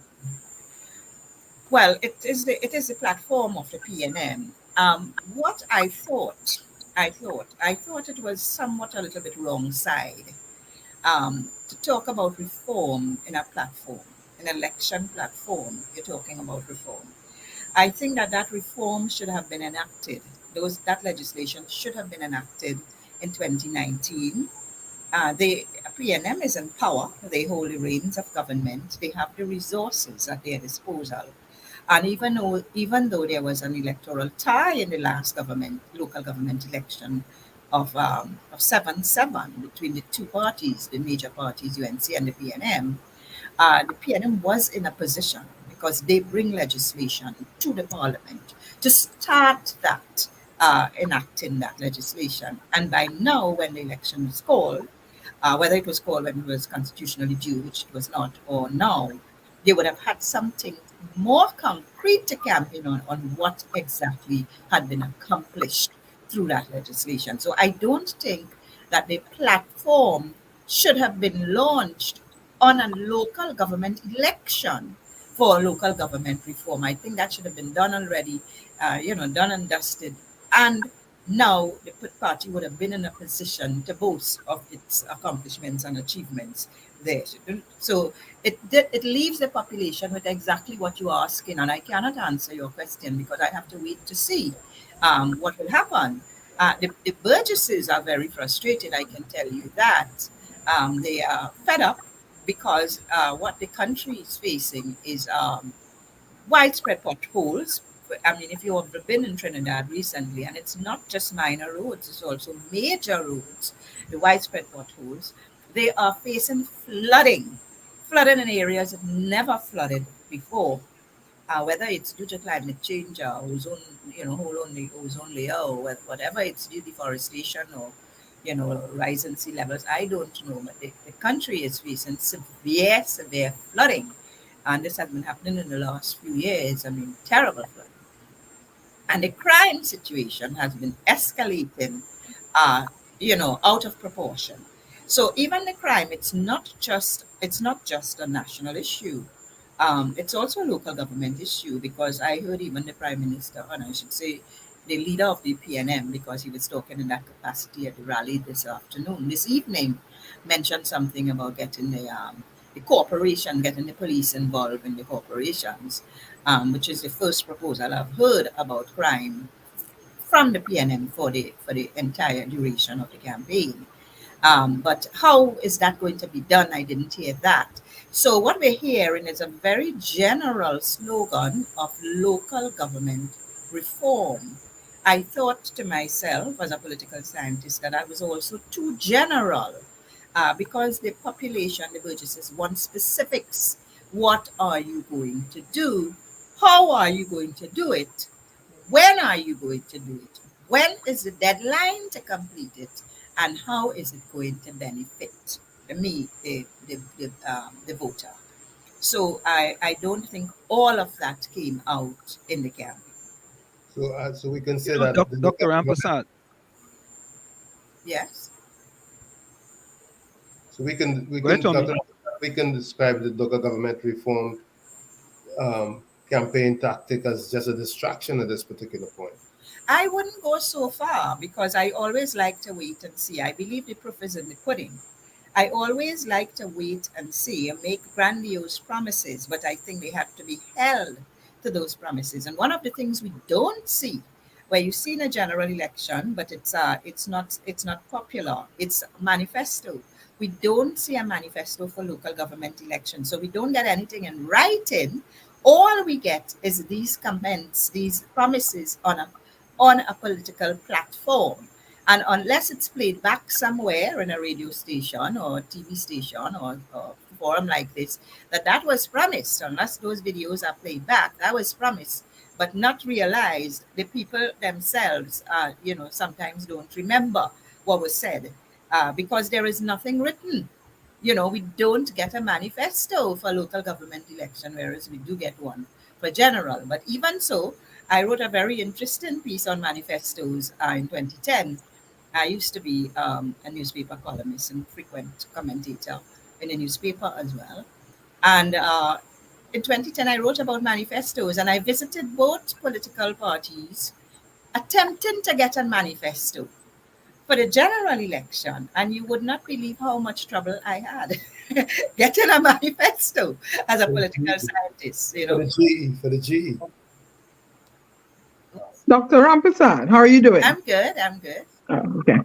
You talk about comments on a platform, and you don't see any manifesto. A leader, it is said that a leader is one who knows the way, goes the way, and shows the way. Is there anyone now in Trinidad and Tobago in the political spectrum that is it is capable of showing the way, knowing the way, leading the way? How do we move from comments on a platform to a concrete, workable manifesto? So, well, the manifestos are written, they're printed documents Okay. to start with. So they're not just rhetoric. Because a lot of the apathy and the 35% and 65% that doesn't vote, I think they see them as empty promises and the platform promises. They see them as mere rhetoric. I think you ask whether they are capable. I think they're all capable. I think they all have the capacity to do it. I don't think they all have the will to do it. And I think therein lies the problem. So I think that whereas they all have the capacity, when they get into power, and I did a forum at the university on President Obama when he was coming in 2008, that it's easier to be president when you are not. Because when you get into power, you are caught up in all kinds of things, including politicking, because you want to stay in power and you want to stay popular. And so you're caught up, and then comes a local election and you spend a lot of time campaigning for that. You have to respond to the opposition, or you have to respond to the government, and a lot of time is taken up with that. You have to debate legislation in the parliament and in the Senate, and a lot of time is taken up in those debates, so that the promises get blown away, lost. It gets lost in the mayhem, and the Burgesses themselves are the one to suffer, because they have to drive through the flooding, they have to drive through the potholes, they have to deal when the stench of the garbage when it is not picked up, or the grass by the roadside, and of course they have to deal with the pain and the grief of the victims of crime. Dr. Rampersad, it is said also too that if you change the leader, you change the organization. How can you promise? How do we promise voters? What can the politicians say? Because a lot of voters are disenfranchised and disenchanted with the incumbent, and some are also with the sitting opposition, and they're looking to these other fledglings that are coming in now.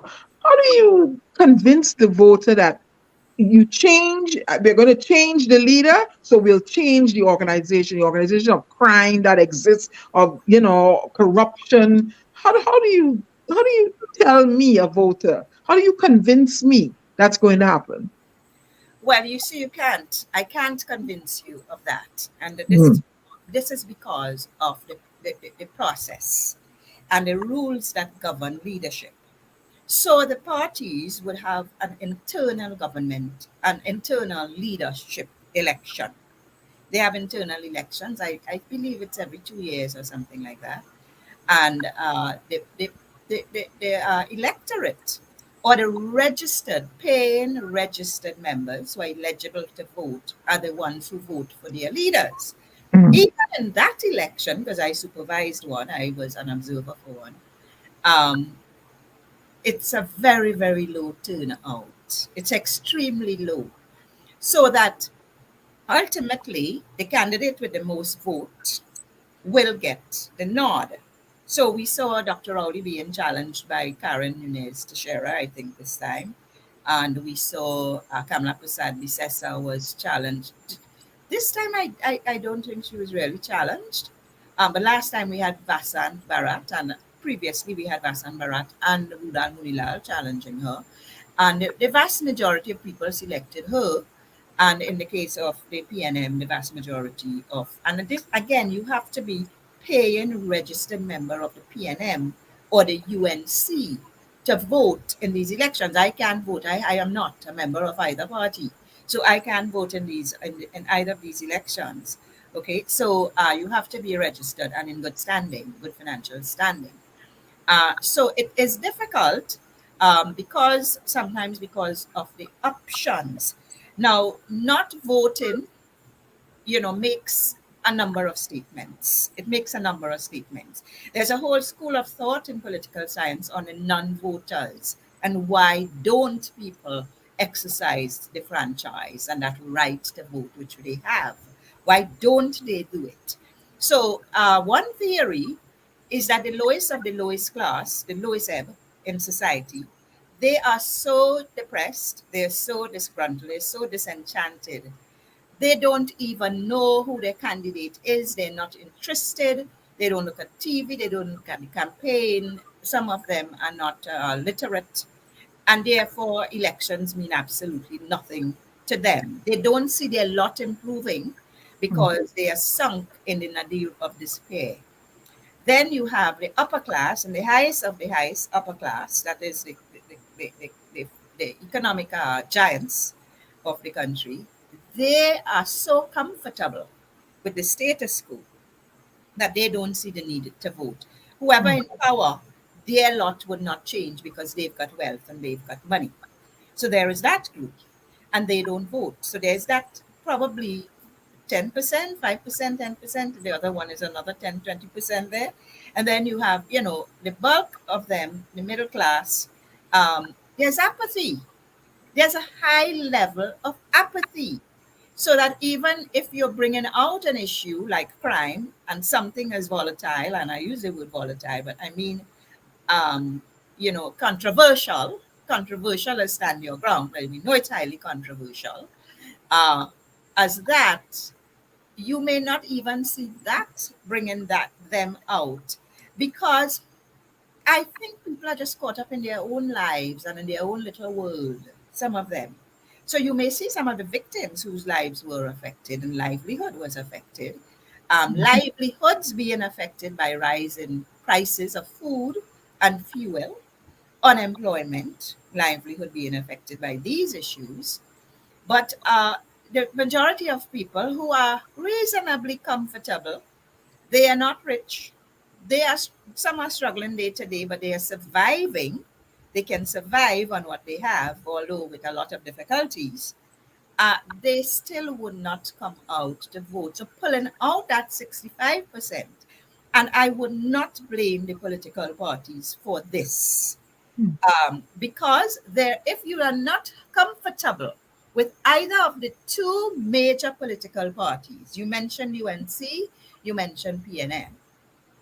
If you are not comfortable with either, you do have alternatives. Mhm. NTA, we see now, right? National Transformation Alliance. You have the PDP, right? That's Tobago, Watson Duke. And you have the PEP, which is Philip Alexander, People Empowerment Party. So they have alternatives and third parties, as they did before under the ONR and this Congress of the People, Organization of National Reconstruction, 1981. And the Congress of the People got 147,000 votes in 2007 and yet could not win. So you wonder what exactly does this 65% of non-voters, I mentioned there might be a 10% at the bottom and a 10% at the top, all right, so that would bring it down to 45%. What exactly do they want? And it is very difficult to say what we can do. And it may not be the leadership, it may not be the composition of the cabinet or the composition of the party. It may not be that. It is, I think, people, many people live in their own private cocoon. Some are comfortable, some are not so comfortable, some are very uncomfortable, but still don't have the motivation for one reason or the other yet to be analyzed, and can only be done so through really scientific polling and surveying to understand what exactly is the problem for your not coming out, you know, to You know, exercise you that know, franchise, to Dr. Rampersad. change the dynamics. Yeah, Dr. Rampersad, I want to get back to the local government election and local government reform. And you indicated that you don't think it's a distraction, but I think it's foolery, lunacy, and tomfoolery. And here is why, right? Dr. Rampersad, local government election reform has already been passed in the parliament. Certain parts have been assented to the president and signed off, right? For example, a councillor on August 15th doesn't know if they are full-time, if they are part-time, and what are their salaries and any perks they get, right? I just want to stop there and stay with that for now. Because to me, right, is that the government should have told people, listen, right? Yes, it's local government reform, but when you all going and vote, you all in voting for this, because after on August the 15th, if we don't send it up to the president, it stays as is, right? You all just voting for PNM UNC, or if the UNC wins 8 seats, 8 corporations, and the PNM wins 6, is anything going to change? Or the PNM not going to send the law up to the president? What do you say? Right. So that is, the president has to proclaim the legislation. But this is what I said. Exactly. I said it in a different way. I said that it should have been enacted since 2019 or thereafter. And it should not be the slogan on the platform today, because those legislations should have been in place, and the party would have been able to campaign on its achievements. Now, I think some reform was enacted during the UNC's reign in power, and all the men, I think there was proportional representation, and that was legislation. It actually backfired on the UNC itself because they lost an alderman in Chaguanas because of that proportional representation manner of selecting aldermen that Prasad Bisesa had enacted then. So it's an interesting question you are asking, because I also raised the point that there is no manifesto to hold them to anything that is right, that is written, that this is a lot of platform rhetoric, promises, and the population has nothing, because we do live there's a 9-day wonder, or we have very short memories, and you hear so much during election time that unless a recording is replayed, whether it's video or audio, you would not recall. You may not recall because you hear so much. I mean, today I looked at 2 rallies to the UNC and the PNM, and unless I was recording something, I'm no human being can remember everything that was said in those platforms. That is why the manifestos are important, or something written so that you can hold them to, that you said this, okay? And I heard Dr. Rowley criticizing the UNC for the Caribbean Court of Justice, something that I also write about. And the PNM had that in their manifesto since 2015. They had a 10-point plan, and the CCJ bringing legislation to Parliament to bring the CCJ, as the final court of appeal for the Caribbean, Commonwealth Caribbean, for Trinidad, acceding to its appellate jurisdiction. And that legislation has not come to date in 2023. That was in the manifesto. I have those manifestos. I told you I had a lot of difficulty getting them, but I eventually did get those manifestos. And I tried to impress upon the population through my own public commentary the importance of these manifestos, the importance of reading these manifestos, and the importance of holding the politicians to them. Because these are the promises, these are what you're saying you're going to do. And a sensible, rational electorate should be voting on these issues that are there. You should take up the manifesto of each party and say, okay, I like this one. I like where the UNC is going. I like where the PNM is going. I like where the PEP is going. And therefore, I'm going to give this party my support because I like what they're going to do, because it's going to benefit me. It's going to benefit my family. It's going to benefit my community. It's going to benefit my town, my city, and my country.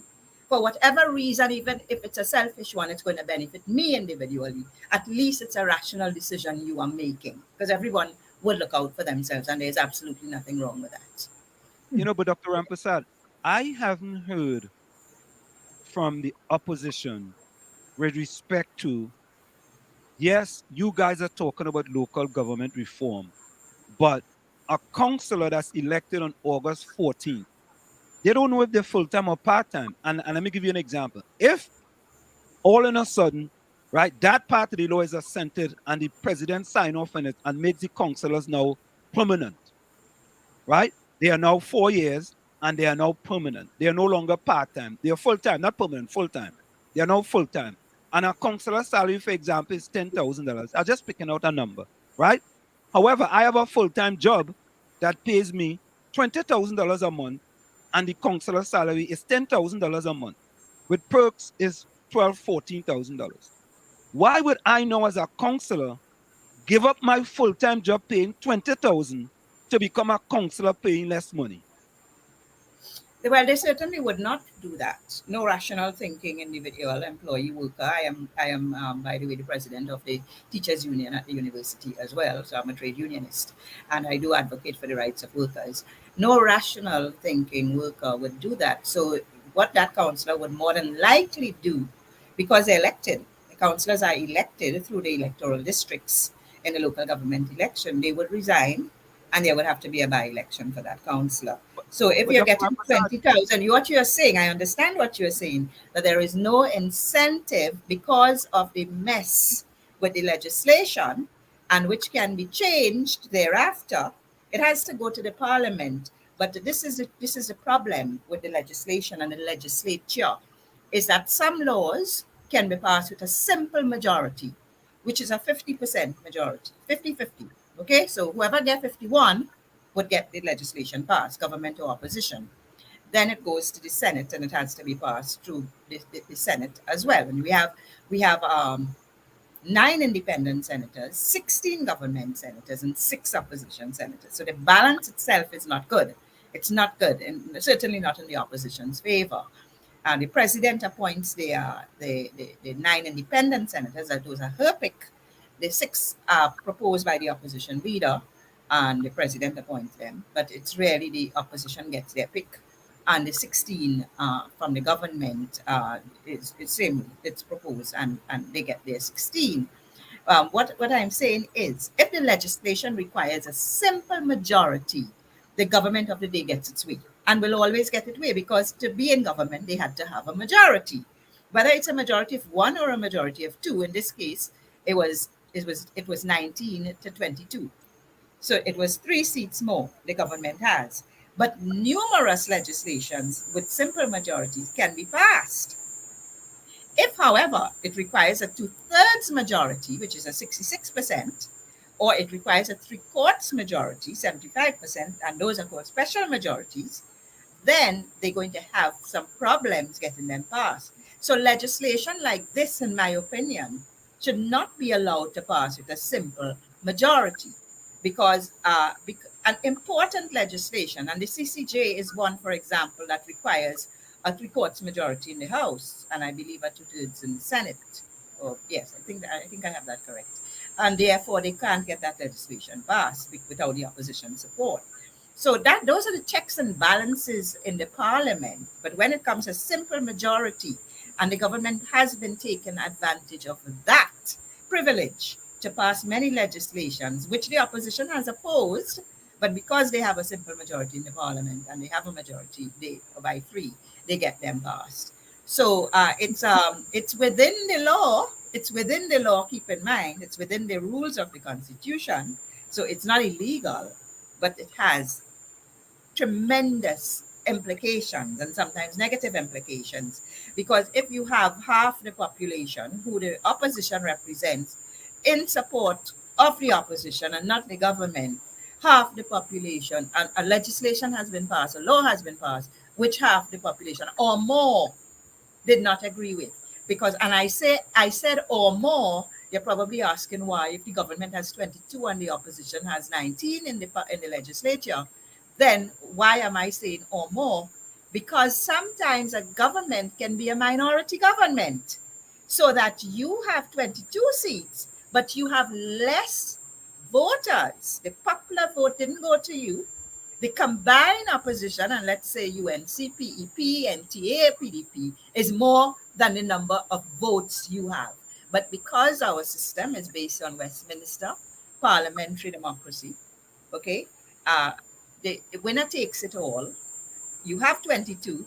You know, we have 41 constituencies in Trinidad. So you have 41. Let's say we have a general election tomorrow. One party gets 20 and another gets 21. The winner takes it all. That one with 21 hold the reins of power, can pass legislation based on a simple majority because they have a majority of 1. And the next 20, seats don't count. It does not count. That is what it meant by first past the post. Winner takes it all. It's Westminster system of government, which we inherited from the British. So, Dr. Rampersad, I hear what you are saying, right? And we're gonna go for a quick break, and then when we come back, I'll just like to continue this for another just few minutes. But the thing about it is that the population is supposed to be aware that a councillor, elected on the 14th, doesn't know whether they are going to be part-time or they are going to be full-time. And if that law is now assented and passed, that is unfair to a councillor, right, who didn't know, because the government didn't tell them that they are going to be full-time or part-time, right? And then you are saying that that councillor will have to resign because they are making more money in their full-time job than making money as a full-time councillor. But I want to if they choose the full-time job. But I also want to remind you that the councillors have not really been complaining publicly about this, and I think we should have been hearing that complaint. I have not heard that complaint from the councillors. You might hear it in certain private quarters, and this is part of the apathy I am talking about. The councillors should mobilize from both parties. All the councillors. We have 139 electoral districts. Yeah? Right.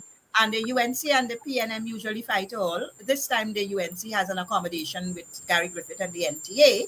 So they're not fighting all, but just a few. NTA is only fighting a few. The point is that you have a certain number of councillors in each one. You don't have 139 in each one. 141, I think. 41, 141. 141, right. But you don't have that amount in each party because the PNM got more than the UNC in the last election. But the point is, if the councillors do not see it fit to mobilize, raise their voices, picket the parliament, take the government to task, whoever is responsible for this ill, right? This is an ill.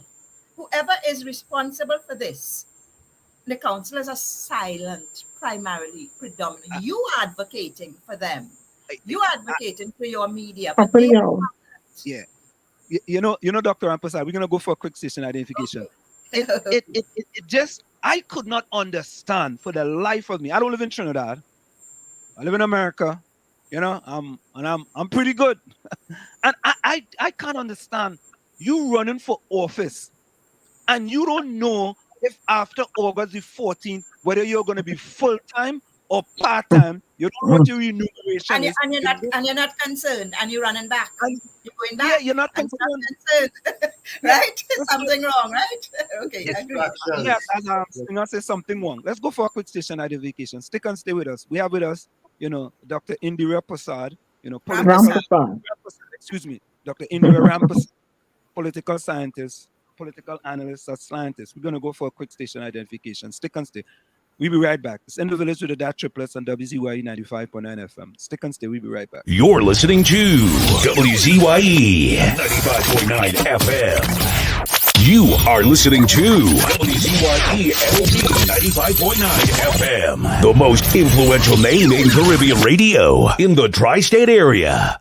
Broadcasting from East Orange, New Jersey, the most influential name in Caribbean radio, WZYE 95.9 FM.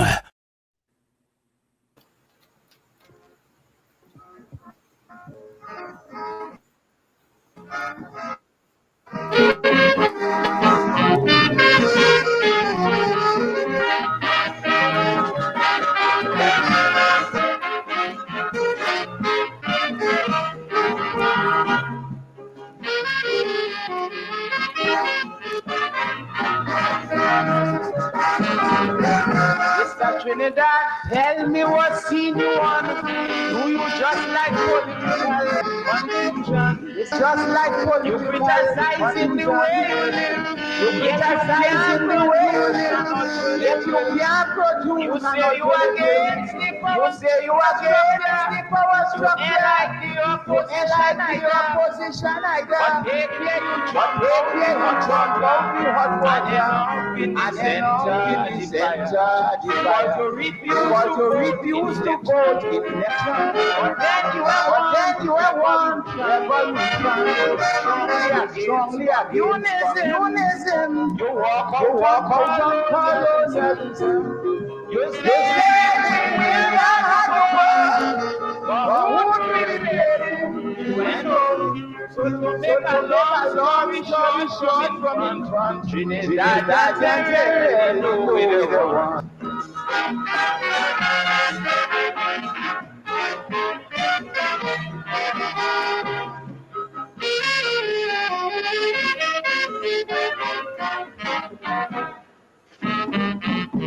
My friend, if you don't want democracy, the opposite is guerrilla activity. If you don't want democratic improvement, you have to want a revolutionist government. And yet when Guy Harewood went in the hills, There's one simple hearing hack anyone can use to improve their hearing almost overnight. Did you know that hearing impairments have nothing to do?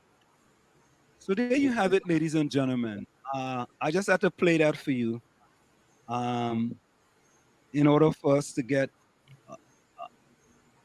a little better understanding.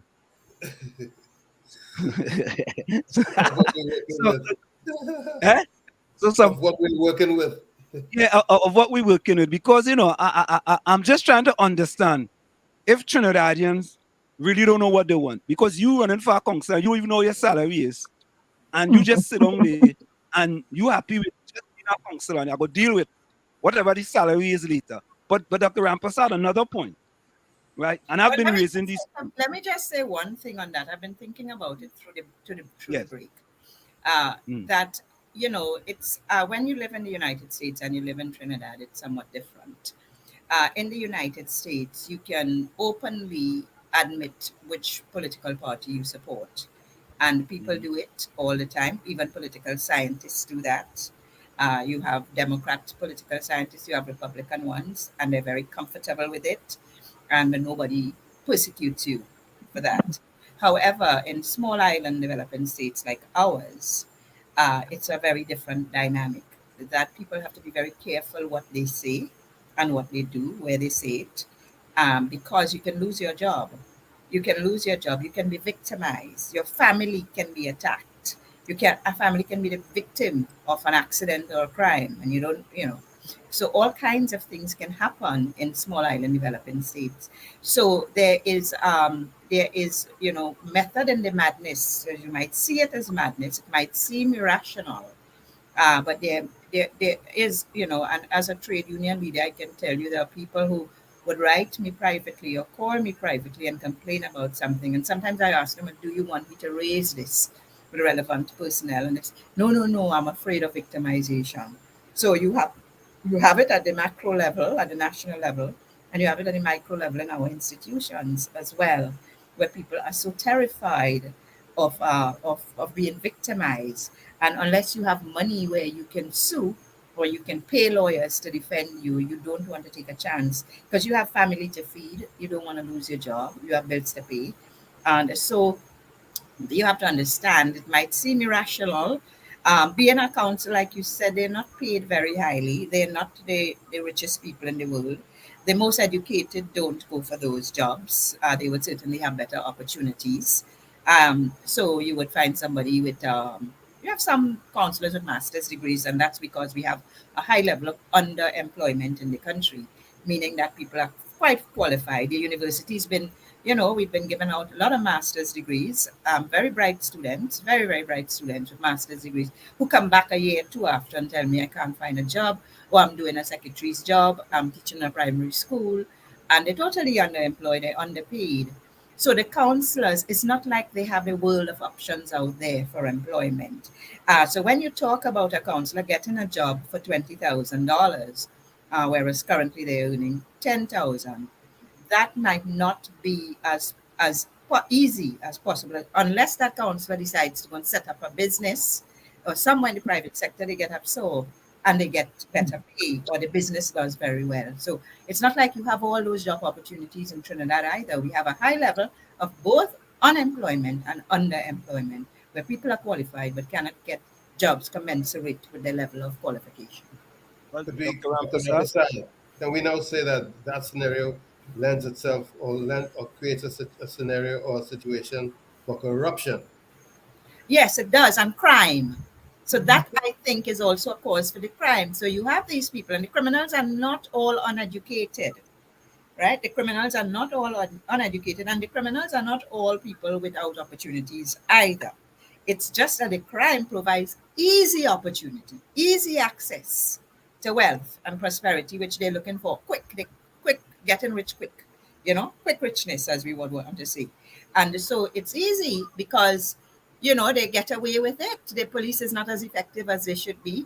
So I know people who have had their homes invaded and when half everything they take, like they come with some kind of panel van or something, stealing big TV and lawnmower and big machinery, and they go with it. And the police cannot locate these things, cannot locate the criminal, cannot, and you hear nothing again after you make the complaint. My car was broken into in a mall, and they said they had footage, and I went, day after day to the police station to find out if they were able to locate the person in footage. And then I got so frustrated. So, you know, yes, limited time you have to pursue these things. And up to now, I don't know who. I never got compensated for they broke into the car near the security guard in the mall. And this is the kind of thing that are happening. And on a day-to-day basis, gunshots are ringing out in St. Augustine here where I live. Their rival gangs are St. John's Road and Tunapuna. Diane would know about these areas. She's from this area. And this never happened before. For the first time in 2023, almost 2 to 3 times per week, we hear bullets after bullets ringing out in the area, all times, morning, noon, and night, anytime. Because they're rival gangs, I understand they're very small gangs. The police has set up a post somewhere in the St. John's Community Center there, St. John's Road Community. And the gunshots are still heard. I don't know, like the police can't deal with it or refuse to deal. I don't know what is happening. So it's basically, everything is escalating out of proportion, out of proportion. Dr. Rampersad, I mean, I don't know what else to say. I am saddened, bewildered, all of this because this is local government reform. And as a matter of fact, while I'm on local government reform, right, property tax is supposed to be part of local government reform, right? And so the property tax that's coming is 3% of annual rental value. They give them a 10% discount, and then your residential property is 3% of annual rental value. Commercial property tax is 5%. And I ask a simple question. If I have a house, and on the first time house I have a parlor, right? I mean, I bring it wrong. I call it the parlor tax. I have a parlor, or let's go have a hardware store, or I'm mining chickens downstairs, or I'm mining parrots or birds, whatever it is, right? It's called now a mixed-use dwelling. So one part is a residential property, and the other part is now commercial property. So I ask the simple question. One is 3% of annual rental value. The other one is 5%. So I ask, does someone now own a parlor, which is mixed use, or have a parlor on the property, now going to pay 8% property tax? And this is the concern. You see, this is the concern, and there are penalties, severe penalties. So we don't know what has happened to the retirees. So if you're a retiree, for example, and you own a property, many of them do. They own, remember, their life savings would have gone into purchasing a home. So many of them do, and it's still in their name. They didn't transfer it for one reason or the other. But they're so old and they're not working, and their pension wouldn't allow them to pay the tax. They can't afford it because the pension is to buy food and necessities, pay the bills. And they can lose their property. So there are a lot of things there that are really scary to the population. I thought the opposition didn't play this issue enough in the platform. They played it. Right. 100%. Yeah, tonight, I didn't hear it this evening. I thought in the rally, because to me, every person who owns property in Trinidad is going to be affected by this legislation. And you are talking about the parlor and the hardware. And one is also wondering if they're going after the big businesses, if they're also going to be paying tax, because they're focusing currently on the residents and the residential tax, not on the commercial tax and the mixed property, the residential and the mixed property, mixed uses, as you put it. Yeah, the commercial residential, which we have a lot of. A lot of people do little business. A whole lot. And it's small business. It's small. It's not the big business that does that. It's small business enterprises. It's the average citizen trying to make a living, whatever it is, whether they put some fruits outside there, whatever it is, So it is something that is very, very worrying, that I thought that the opposition had a good opportunity. I didn't hear it enough today. The opposition leader did focus heavily on the stand your ground and the crime issue. And I want to get to that. Go ahead. So I think that that is relevant because it speaks the lives. It speaks the lives and livelihood. And this young man, 33 years old, I don't know if you all heard about this one in the Express this morning, was gunned down last night through a home invasion, and they were coming for the wife, but he blocked, and he got it in his head and died. And now the young wife, he's a scholarship winner, right? He's a scholarship winner. It didn't look like it's no fancy house to me. It was a big house, kind of old house he inherited from his parents or whatever. I think the in-laws actually live there too. His parents live there. So it may not even have been his house. But they came for the wife for whatever reason. She's an attorney, civil attorney. They came for the wife, and he blocked, and he just lost his life. So I think the crime rhetoric and the strategy of using stand your ground is a useful one, because I think it would touch the lives and the livelihood of the population, because people are desperate. They don't know what to do. What do you do when these bandits come into your house and you're confronted with 3 and 4 guns facing you? What do you do?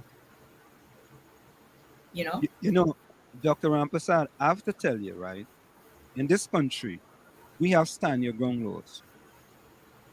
And as I said previously, we have 28 states that currently have stand your ground laws.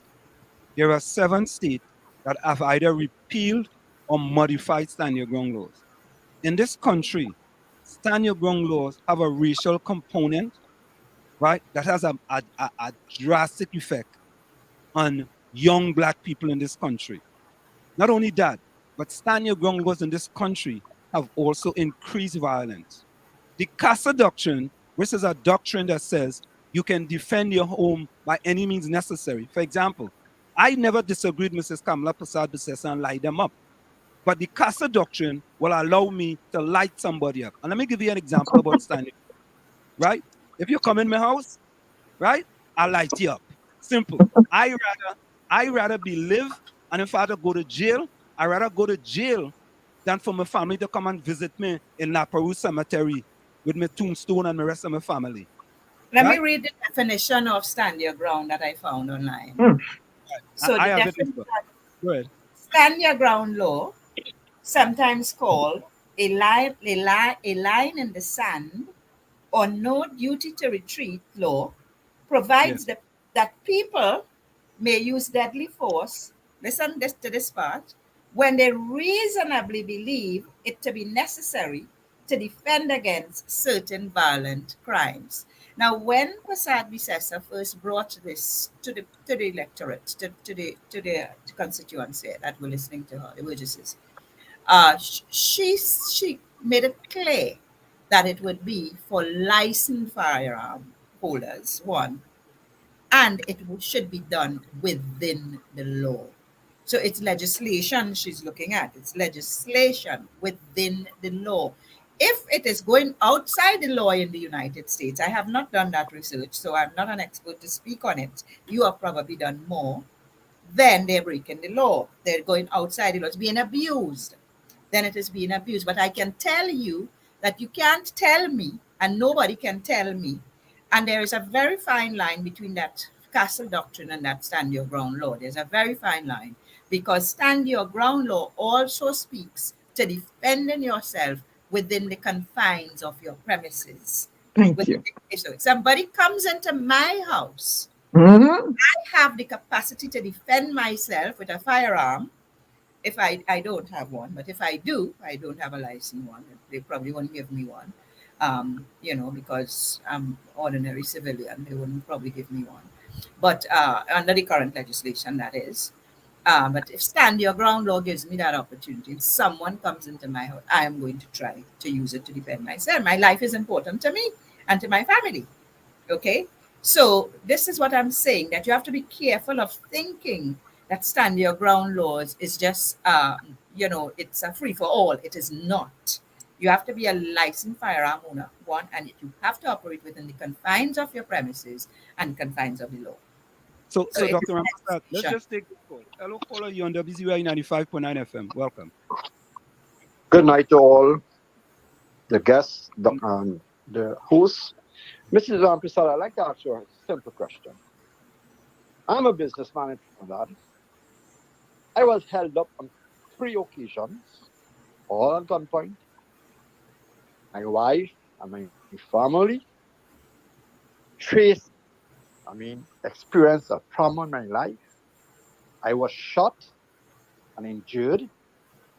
I had to take my 2 kids out of PRC College, send them to Canada, where I am right now. And they are living there. They are all married and so on. But I can say to you, Mrs. Rampersad, my wife went through a trauma in her life that I would not like anyone to experience it. When the night comes, she cannot sleep. We were called when they were kidnapping. We were called. We knew where we lived, where I parked my car, what clothes my wife was wearing, what clothes my daughter was wearing. And I can tell you, this law that the opposition has put forth, I, as a one who experienced it, I'm in full support of it. Thank you. Thank you, caller. Thank you. And you would find a lot of victims are feeling the same way, and many people have been victims. I said it publicly recently that almost everyone knows somebody, friend or a relative or themselves, who's been a victim. Mhm. Everyone. But Yes. Dr. Rampersad, let me read now the specifics of the Casa Doctrine. Both of them are totally different. They are different. The specifics of the Casa Doctrine vary by jurisdiction. But in general, it allows an individual to lose force, including deadly force, if they believe it is necessary to protect themselves or others from imminent harm within their own home. Unlike stand your ground laws, the Castle Doctrine does not necessarily remove an individual's duty to retreat before using force in self-defense, as it is based on the presumption that a person has a right to protect themselves in their own home. So for example, it's simple. I could be walking on the streets and I see somebody and I think that person is a threat. Now, even though I think that person is a threat, I have to retreat. Or I could decide, you know what? I think I was in harm's way, and I could decide to do whatever I want to do with that person. In the Casa Doctrine, it tells you, you come in my house, that is it. I lighten you up, talk done. Cancel Christmas, it's over for you. It is in stand your ground in this country. Many people have taken it into their own hands, and many young black people have died because of stand your ground laws in this country. You know, and I mean, I don't want to, and to the drawback. You already said that it probably was misused and abused in the United States, right? What I am saying is that some people deliberately would use it to their own ends.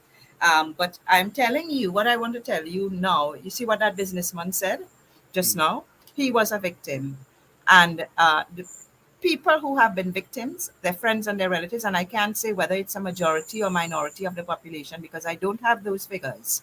But what I can tell you is that it is going to be very popular, right? The whole Castle Doctrine thing has not entered the debate fray, the political fray in Trinidad. It is not something that is being debated. So while you are advocating it from the United States, it has not entered the discourse in any political platform. Right? What we are hearing is stand your ground laws, and this is what the population who has been affected by crime, their friends and relatives, right, is holding on to. Now, I am not saying that is going to bring vote for the UNC.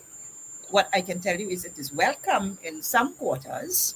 We have a number of critics, and we always get, whenever we have controversial issues, whether it's abortion, whether it's gay rights or LGBT rights, environment, we always get critics. You'll always have critics, and the critics are usually the educated middle class, and there are a handful of voices that you hear through the media. It's not the majority you don't hear through the media.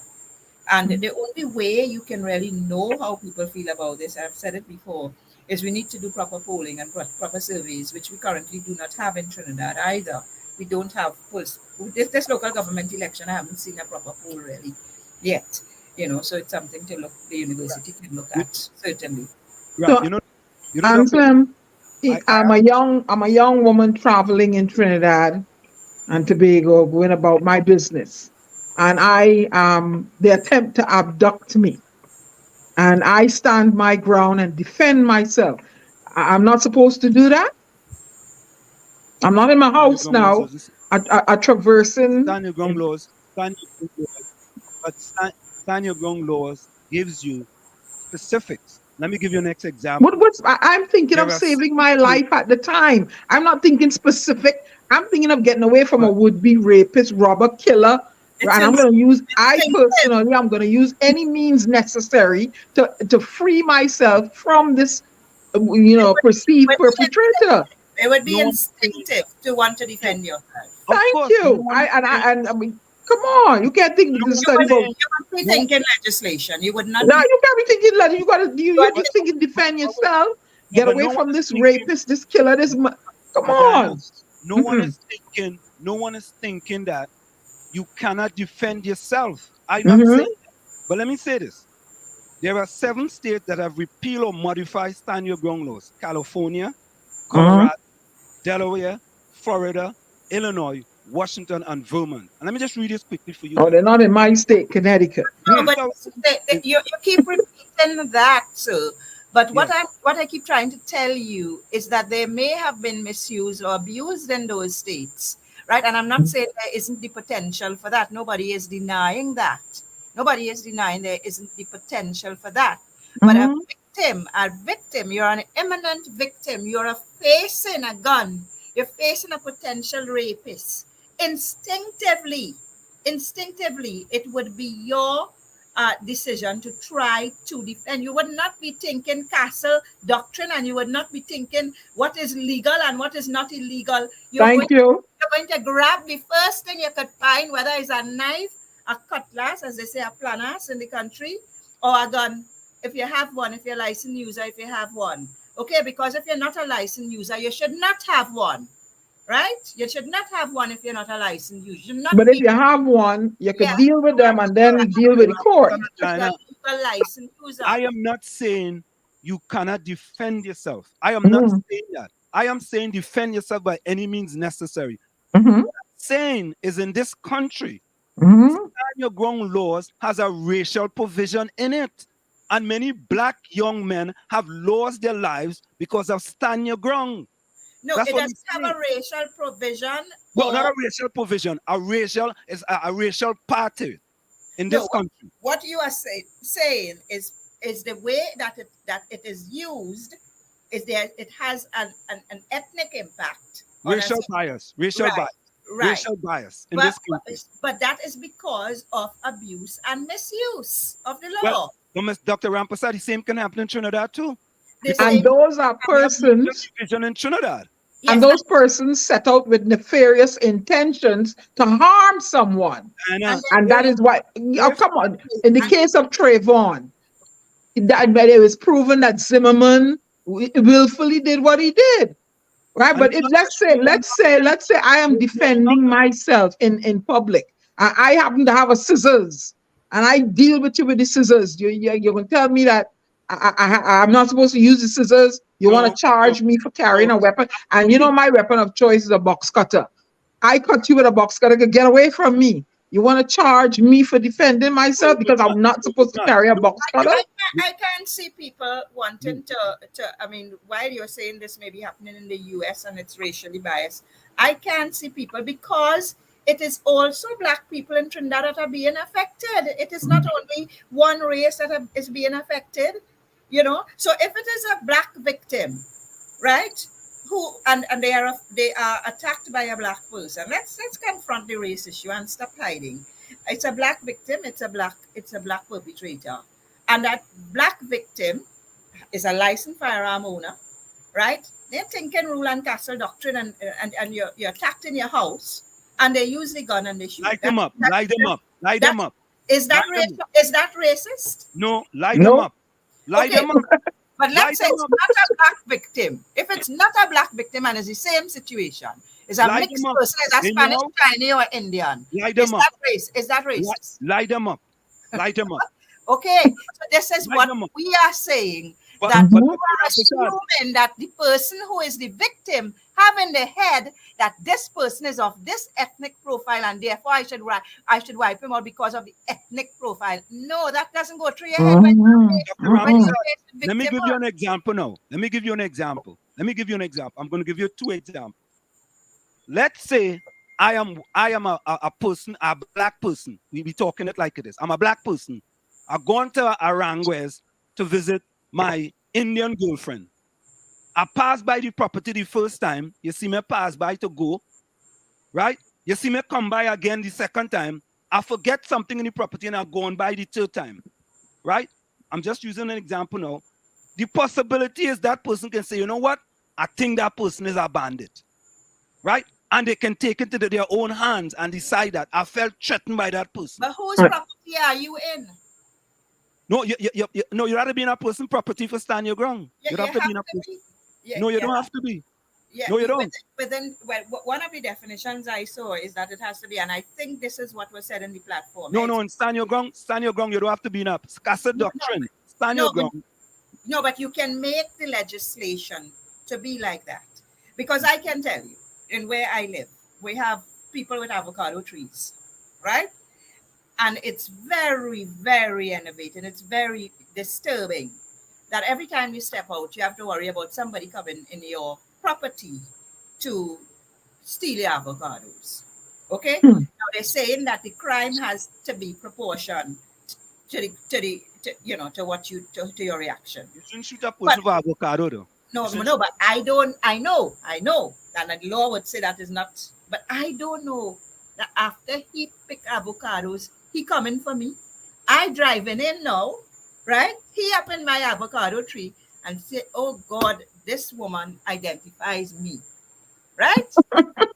And he has a cutlass in his hand, which he was using, and I see him coming there. And I have a firearm, and I think he lunging at me. I don't know what he is going to do. If he just came to steal avocados, but saw me coming in and decided to attack, because you never know what you have to determine in the law, you will have to determine the intentions. Okay, so they have this thing of mens rea and all that kind of thing in criminal law.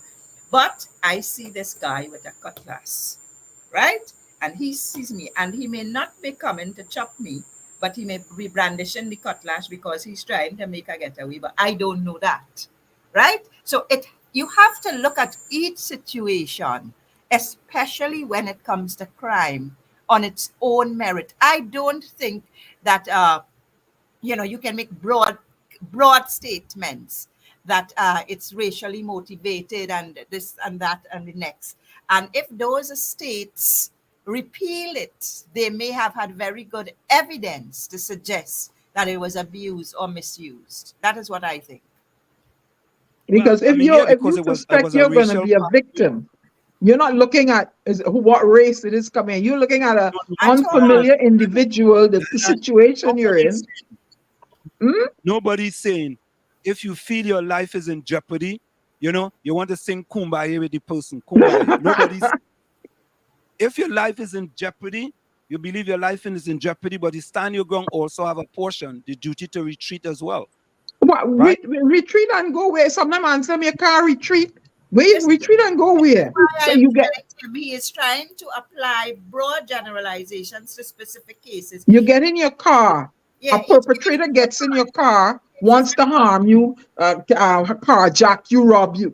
I'm going to retreat and go where? I'm going to retreat him where I keep my box cutter and deal with them. And you have a license fuel, light him up. The what? If you have a light him up. If you have well, I don't have no FUL, but my weapon of choice. I'm going to retreat and get my weapon and deal with you in my car. And then let the district attorney figure out what went on.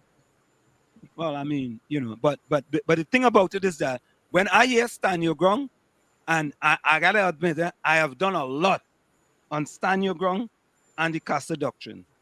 And I could go as far as to say that the same situation I talk about Aranguez, I could reverse the situation and say in Lavantil, and it's reversed, and somebody can see an Indian person passing by, and they could feel that, you know what, I feel that was not supposed to be here, and because that's what we face in here.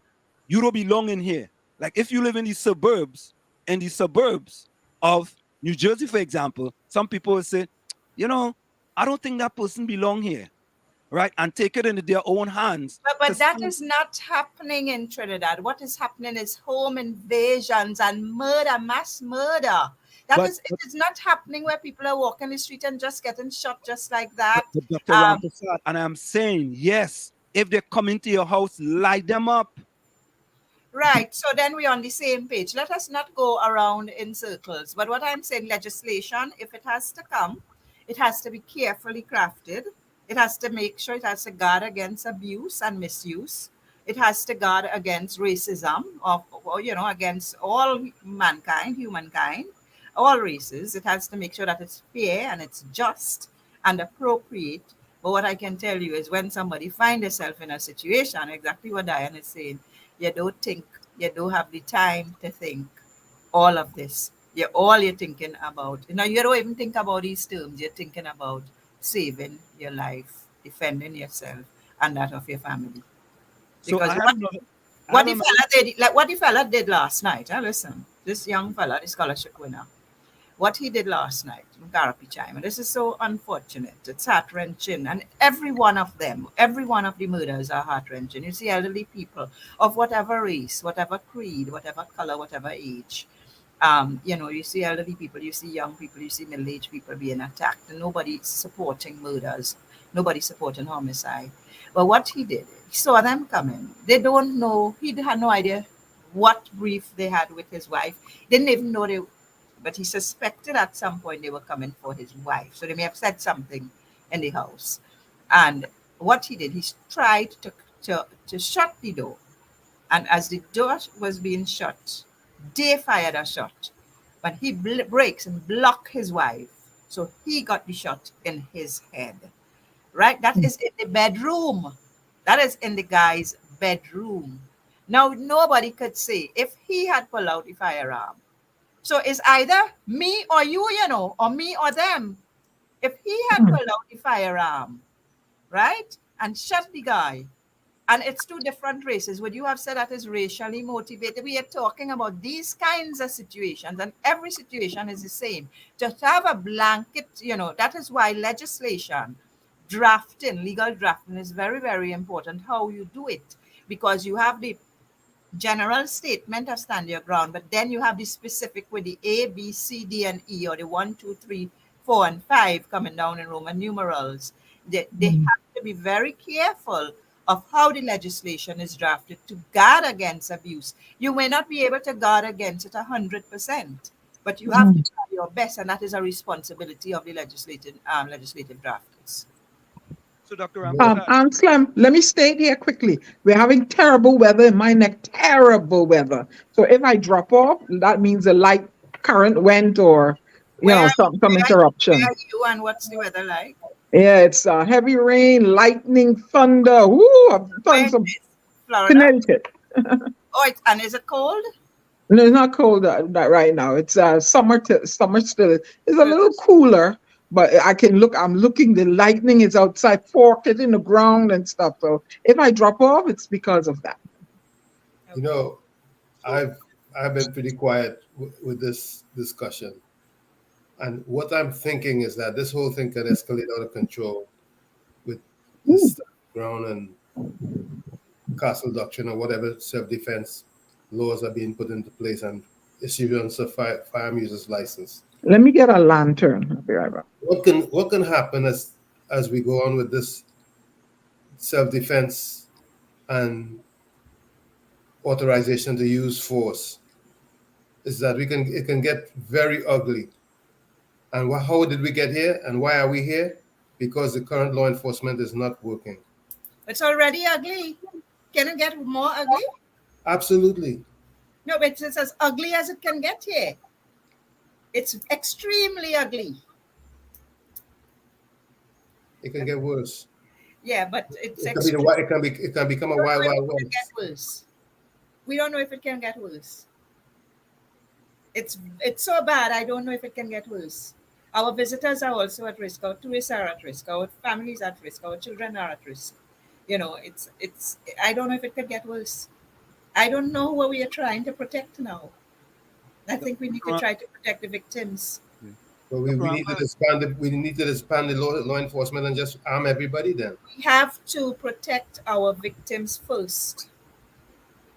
First and foremost, we have to protect our victims. Tourists are going to have to walk armed when they come. The innocent, but I think my lantern. we will never totally agree on this debate, and we're going around in circles, and I think it is becoming counterproductive. So I don't know if there's anything else you all want. Yeah. Of course. I wanted to ask you, how do you assess the performance and popularity of the ruling People's National Movement and the Opposition United National Congress in the lead up to this local general election? Well, the campaign has been a heated one on both sides. It's been intense. It's been hectic, but there were two different styles of campaigning. The UNC used usually the general meetings, what you might call the rally effect, the general meetings, and the Prime Minister used, and Dr. Rowley, not in his capacity as Prime Minister, although they called him Prime Minister there, a kind of town hall approach. So he was visiting the towns.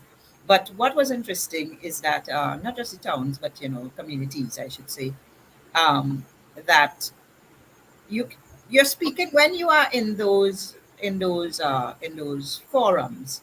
The opposition would be speaking primarily to its supporters, who would be physically present, but through the media to the others, and the PNM leader would have been speaking to his his supporters as well. So one of the questions people would ask is it a case of himself onto himself or herself onto herself? So the reach, I think, has to be done through the media outside of that support base. Both had their support base there. You would see the people in yellow waving the flags and the people in red waving their flags in those community centers. Now, the opposition camp didn't have the opportunity to ask questions and get responses. The PNM had opportunities to ask questions and get responses. But then, if you see everybody asking a question with a red PNM jersey, one of the first things that would come to mind is, were they planted to ask the question? Because in both meetings, you would have been bussed up there. You are mobilized and you're taken there with a bus through the constituency offices, through different ways, through the regional corporation, whatever, and you go there. But if you are interrogating your leader, which was happening in the PNM camp, you were interrogating the leader, asking questions, but you're wearing the jersey, then people are going to ask, well, how impartial, objective is this question? The UNC one didn't allow for that dialogue, and the dialogue is good. I agree that the dialogue is good. You get to shoot questions at your leader, and you get responses. Again, what you're going to do about this, what you're going to do about that. But again, it's all verbal, it's all oral, it's not written, and promises can be made there and on the spot. So I heard the Prime Minister said after the election they're going to do a mass cleanup campaign. Now I heard that, but if that doesn't happen, how many people are going to hold him to ransom for that? And how many people would have remembered that if it is not written? And how many people would care? There's the other question. How many people would care whether the promise was made or not? So I think they both. It was a long campaign. I think they both tried their best to reach their supporters. Whether they succeeded in reaching the non-supporters and the non-voters in particular, I am not sure of that. And that we would know on Monday by the voter turnout and by the results of the election. So I saw Dr. Rampersad. We just have a few minutes left. I saw Dr. Rampersad that you have predicted a 7-7 tie. Is that accurate? Well, the media sometimes quote me. I said that is a possibility. We can also see a 8-6. We can also see an 8-6 because we're watching Grandi, I think, can go back to the UNC. They made some strides there, Sandy Grandi. But Tunapuna, which is the constituency I live in, Tunapuna Piako, it's the regional corporation I live in, the representation has not been the same as it used to be under Esmond Ford, who was a councillor. He's now the MP for the area.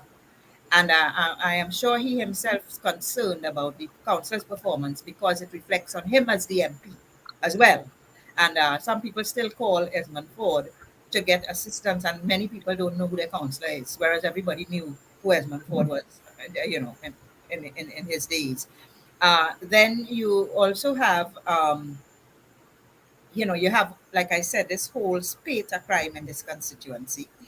We want to look at San Fernando and what is happening there, because the local government minister is actually the MP for San Fernando, but this is a local government election. And we have two new boroughs. And interestingly, they are in the camps of the opposition leader and the UNC leader and the PNM leader. They are in Digo Martin, where the PNM leader his constituency is, and Separia, where the opposition leader constituency is. So the two boroughs are in those two constituencies. And we want to see how that would play off, changing the status from corporation to borough, if that would also have an impact. So these are all things we can monitor, but I can't predict at this point.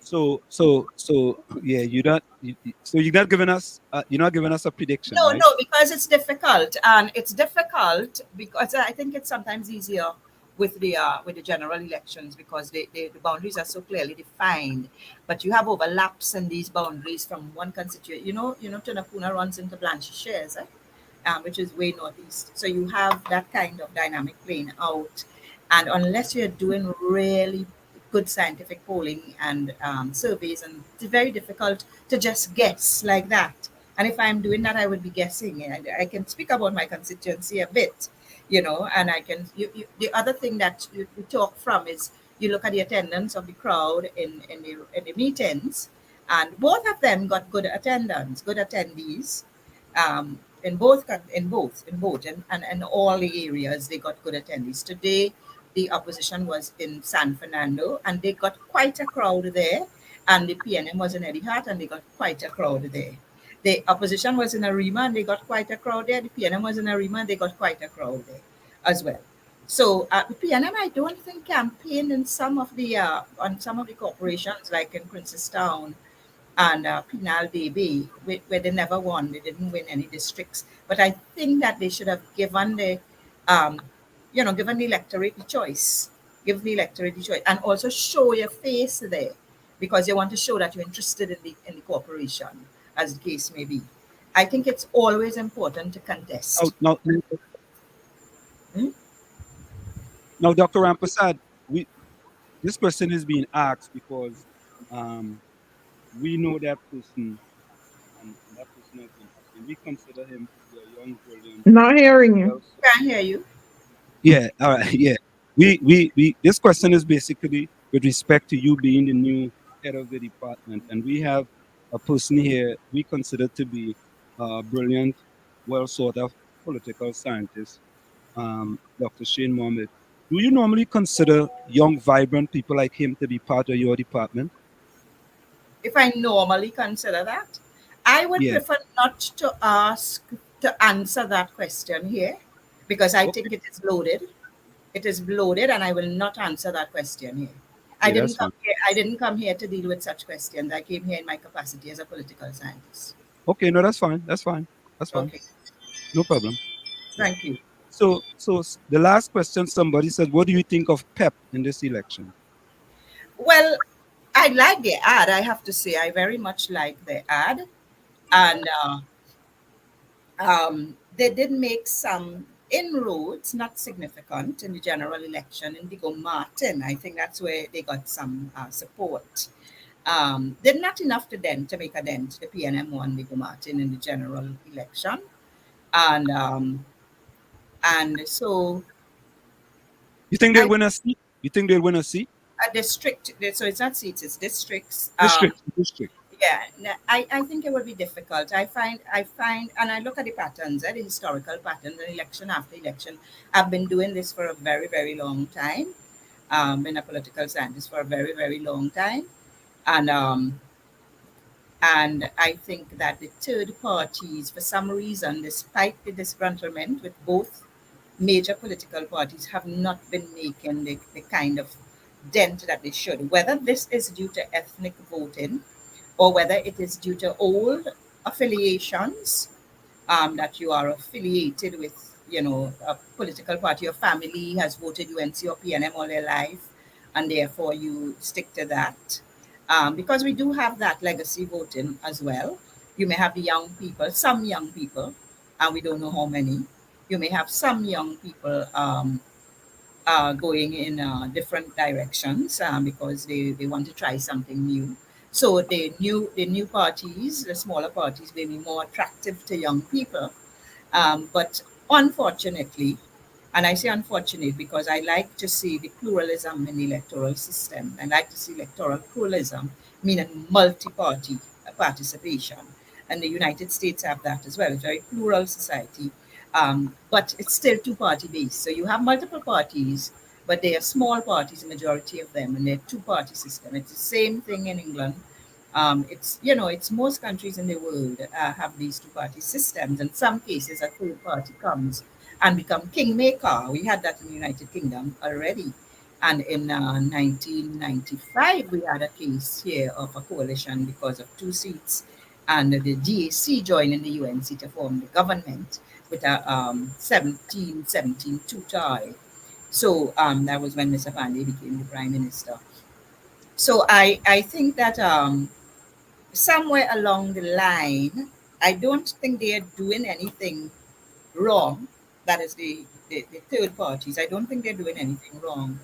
But somewhere along the line, the people, like I said, there's already a high level of apathy, and 65% generally not voting, 60 to 65 in the local election.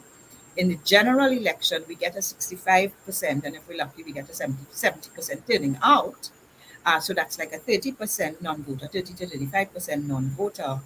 I don't know what the answer is to get them to come out, because they are alternative parties. They are alternative parties. So here's the last question. Is this local government election a referendum on Mrs. Kamala Prasad-Pasesa leadership and Dr. Keith Christopher Rowley's leadership? If the PNM should win more of the corporations, the PNM should go from 7 to 8, for example, right? Or in reverse, if the UNC can go from 7 to 6, right? And vice versa. Would this be a referendum on each one of these parties' political leader? I wouldn't use the word referendum because we don't have referendums in Trinidad officially. Okay, our constitution doesn't allow for referendums. Right. No, I'm talking about the outcome. The outcome. The outcome could give a hint of what could happen in a general in 2025. I said this already, so I repeated that it could signal, right? And that doesn't mean it can't go another way, because there are still so many things. A day in politics is like a lifetime. We are in 2023, August, and elections may not be called until September 2025 when it's constitutionally due. So it's a long way ahead, but there is that possibility, because historical patterns have shown that local government elections can impact general elections. Whether it's a referendum on them, I don't think so. Dr. Rowley is going to continue as the Prime Minister until the general election is called in 2025. Prasad-Pasesa is going to continue as opposition leader, because there are formulas and forums, and I explained the internal election for removal of an opposition leader or the leader of a political party with PNM. And there is also an election to change a prime minister. So there are processes involved. There are distinct processes involved. Thank you very much. Dr. Rampersad, we want to say thank you so much for taking the time to join us. It's always a pleasure. We thank you so very kindly. Okay, thank you. Thank you very much. And thank you for having me. Okay, take care. Welcome. Bye. Okay, bye. All the best. Bye. So, folks, there we have it. A nice spirited discussion regarding what's going on in the local government election.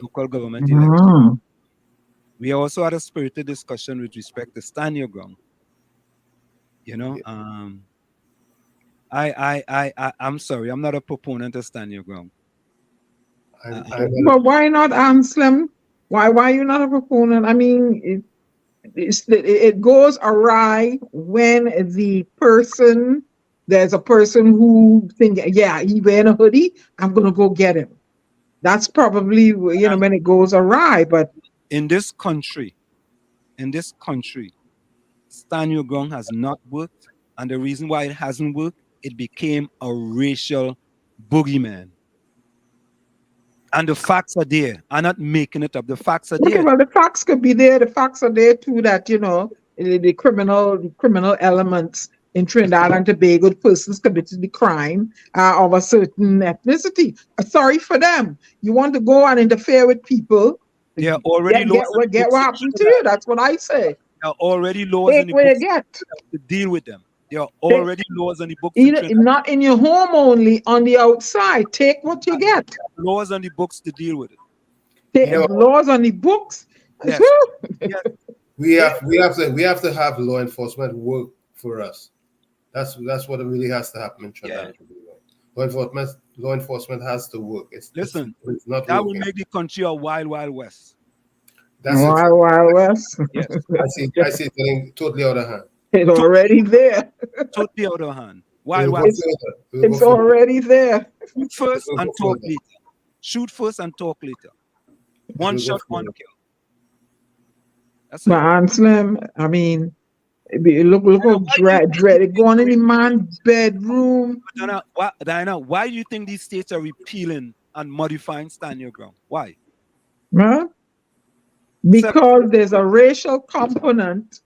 The people are, in certain states, they're using that to carry out their own racial agenda.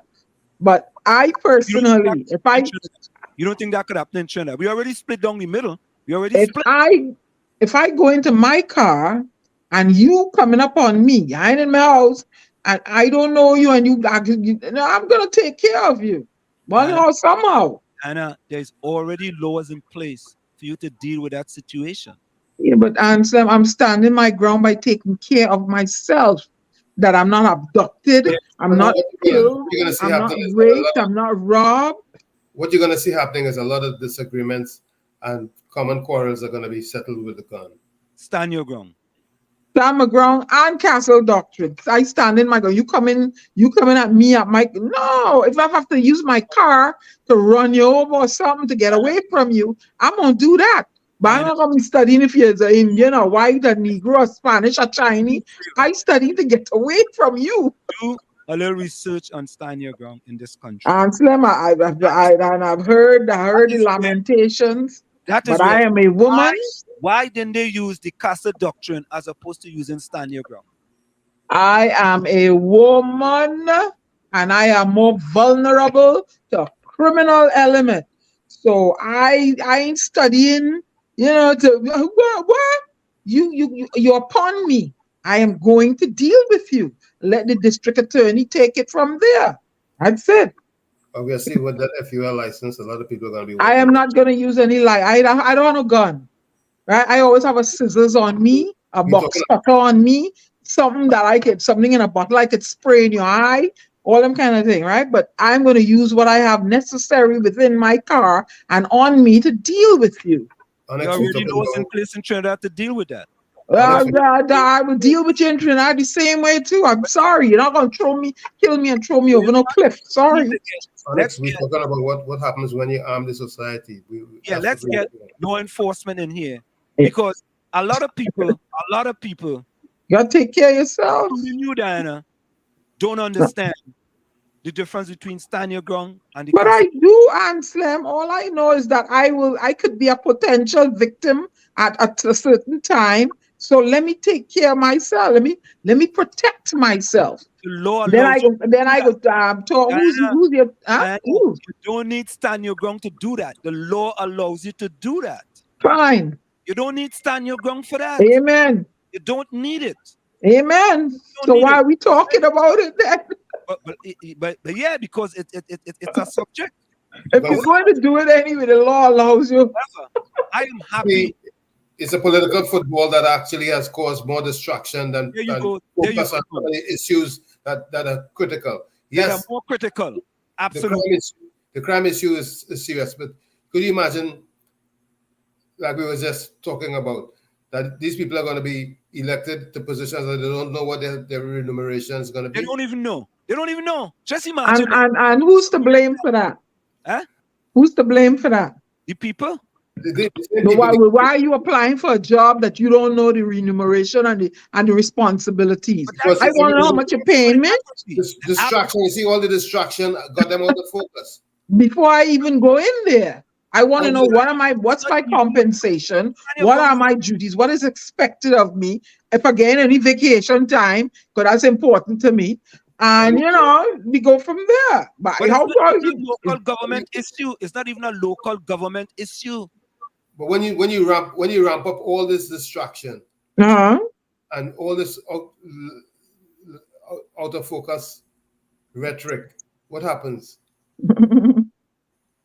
Listen. Stand your ground in Trinidad and Tobago. You all think it bad now? Wait and you all go see.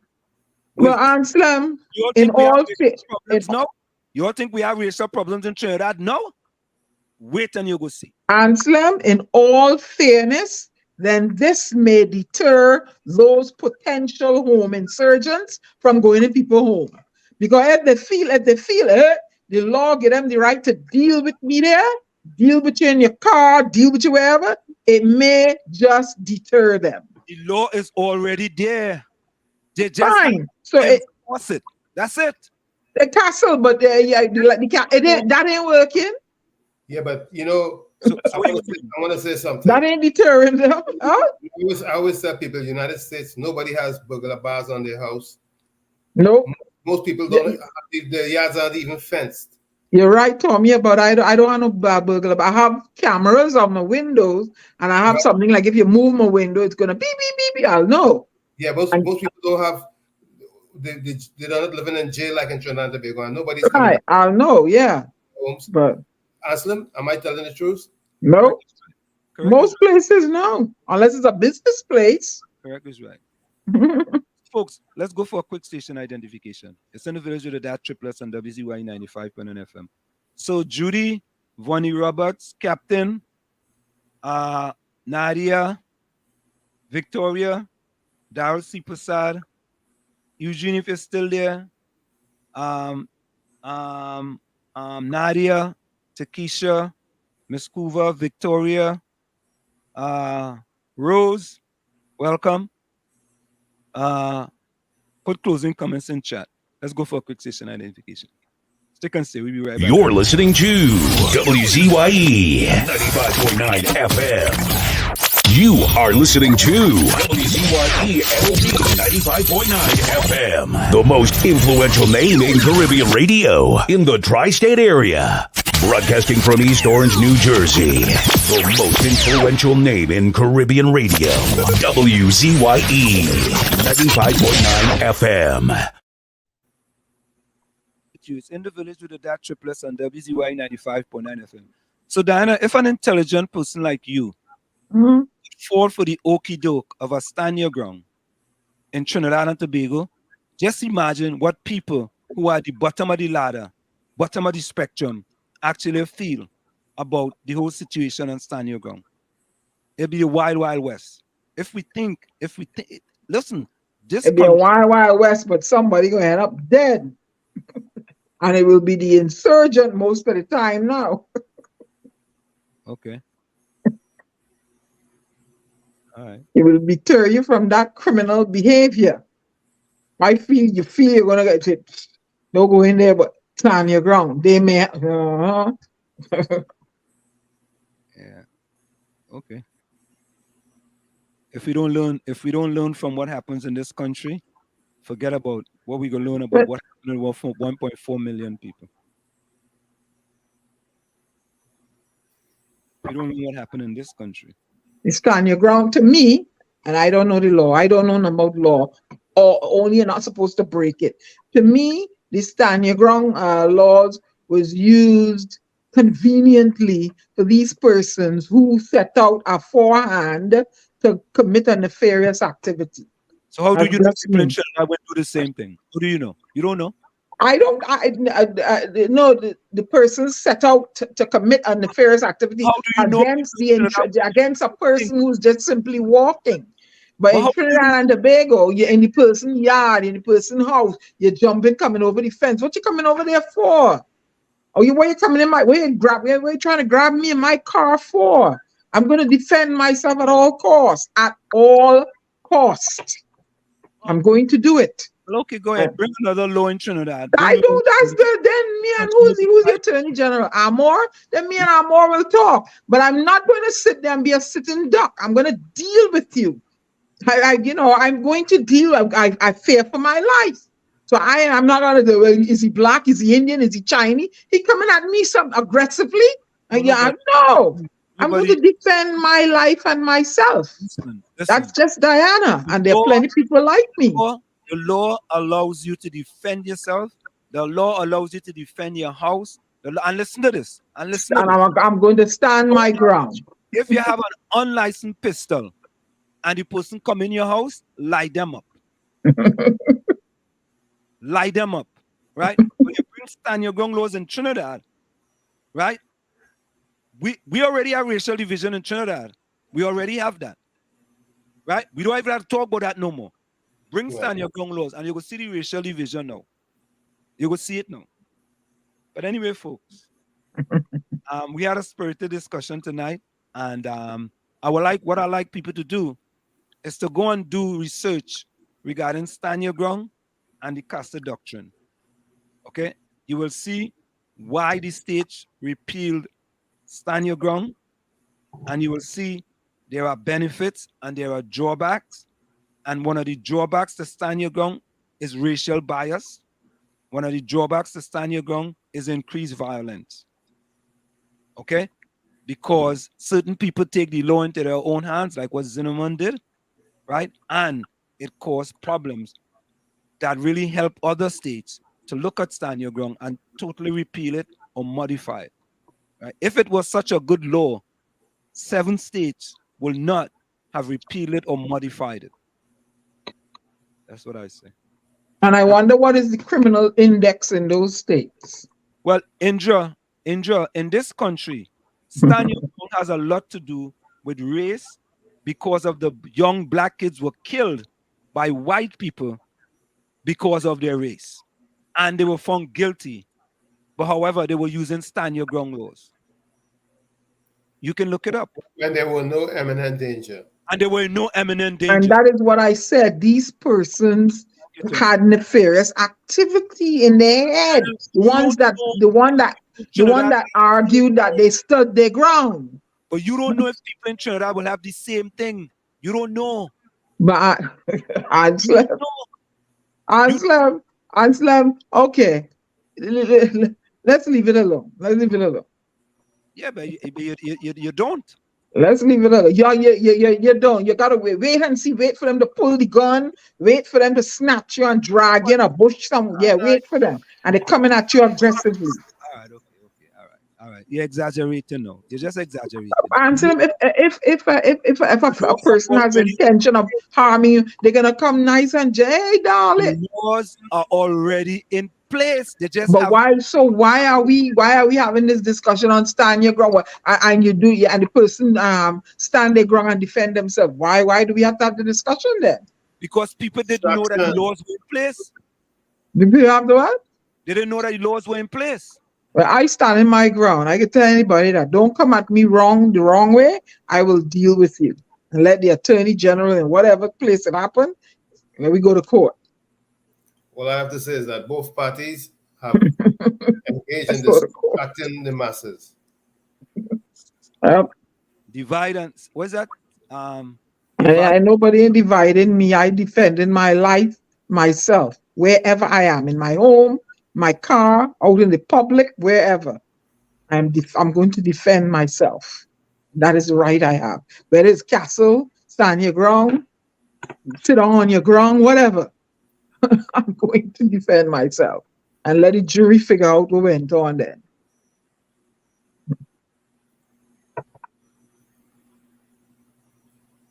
And Indra, I agree with you. If bandits come in my house and I have a gun, I will light them up. And I've said this here many times. I will light them up. If they come into my house, I emptying the trigger. I emptying it. Yeah? And then I will suffer whatever consequences. I've said that here over and over and over and over. Right? People saying, oh, you are against. I am against certain things that can happen with stand your ground, and we have to take that into consideration. And this was never part of the discussion in Trinidad and Tobago until I brought it up. But I really want to know what's the significance with local government election and stand your ground. No, none. So what is it? Significance of? Local government election and stand your ground. None. Absolutely none. Zero. No. Well, they have to find a platform to draw the voters in. So they have to bring distractions so that people wouldn't focus. They're not voting on stand your ground. No, they're not. But you have to find something to say. Well, if you vote for me, this is what I am about. So come vote for me. We'll take the general election and make it law. I mean, If I come and I tell you stand your ground, and you go vote in a local election, and you tell me you voting because you're going to bring stand your ground, something wrong with you. What do you mean something wrong with you? Dr. Rampersad said something earlier in the game. That's what Kamala said. Light them up. Go ahead. Dr. Rampersad said a sensible and rational electorate will review the manifesto and vote sensibly. Right? Now, as I said to myself, when would we educate or elevate our electorate to the point where they become sensible and rational and they are not distracted and being taken around the mulberry bush or around the Baise house or whatever on every turn and corner. I think there are two ways in which people are controlled. First of all, frighten people, and secondly, demoralize them. An educated, healthy and confident nation is harder to govern. And I think there's an element in the thinking of some people. We don't want people to be educated, healthy and confident because they would get out of control. The top 1% of the world's population own 80% of the world's wealth. It's incredible that people put up with it, but they're poor, they're demoralized, they're frightened, and therefore they think perhaps the safest thing to do is take orders and hope for the best. Exactly. My closing comment: difficult roads often lead to beautiful destinations. Difficult roads often lead to beautiful definitions. From where I sit, this is it. The clock on the wall, so that's all I like to say, but I've got to go. Remember, hard work beats talent. When talent does not work hard, and for every 60 seconds of anger, you lose 1 minute of happiness. See you. Same WZYE time, same WZYE channel. Go ahead, Anna. Okay, I'm going to leave with a couple of quotes. First one: political action is the highest responsibility of a citizen. Effective leaders choose to make a difference. You cannot escape the responsibility of tomorrow by evading it today. Change is brought about because ordinary people do extraordinary things. An extraordinary action: voting. Change the leader, change the organization. And you do not lead by hitting people over the head. That is assault, not leadership. This is Diana Benskin bidding you auf Wiedersehen. Good night, beloved people, and go vote, vote, vote. Good night, Thank you. Okay, Tommy, you up? Hold on. And the question is from George Eliot. What do we live for, if not to make life less difficult for each other? Again, what do we live for, if not to make life less difficult for each other? Like I always say, the change that you want to be begins with you, the man in the mirror. However, if you look in that mirror and you don't like what you see, don't blame the mirror. Again, do not look down on a person unless you're giving them a hand up. Like I always say, do not look down on a person unless you're giving them a hand up. Love you all. Be safe. Go out and vote. See you next time. Thank you, Tom.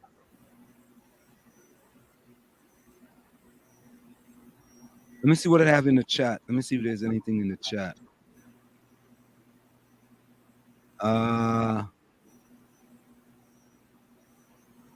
Let me see. Keir Stevens says, Trinidad don't vote on issues, only on race. Sad, but it's true. That's true. Not just race, but allegiance. I think that's it enough. I don't see any closing comments.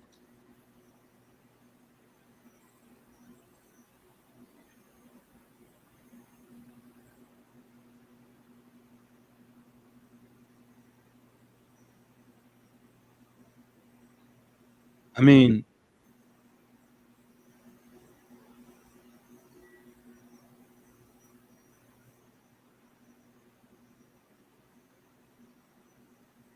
you know, I think that anyway. So I don't see any closing comments in the chat. So we're gonna go out with Steel band. Let me see. I think I got it. I played that one in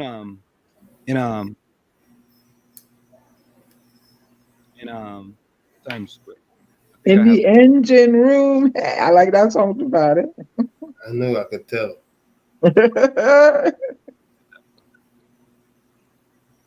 See if this one's gonna play.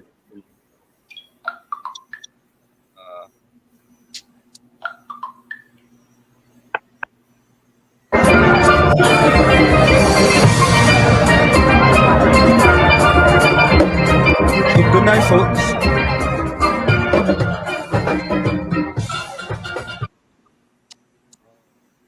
is buffering. It's not working. No, it ain't working. Let me see if I can see. What song I could bring you for me? I don't know what you have, buddy. Anyone. I'll look for it.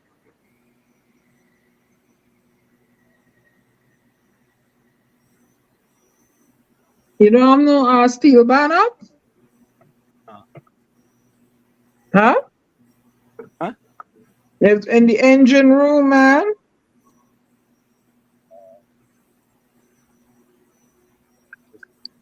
Engine room by who played it recently?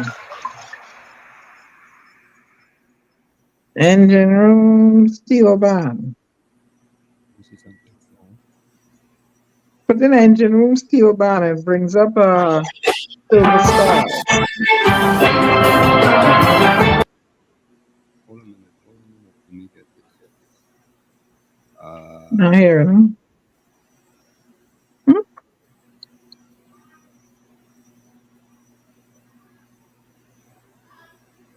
Frozen.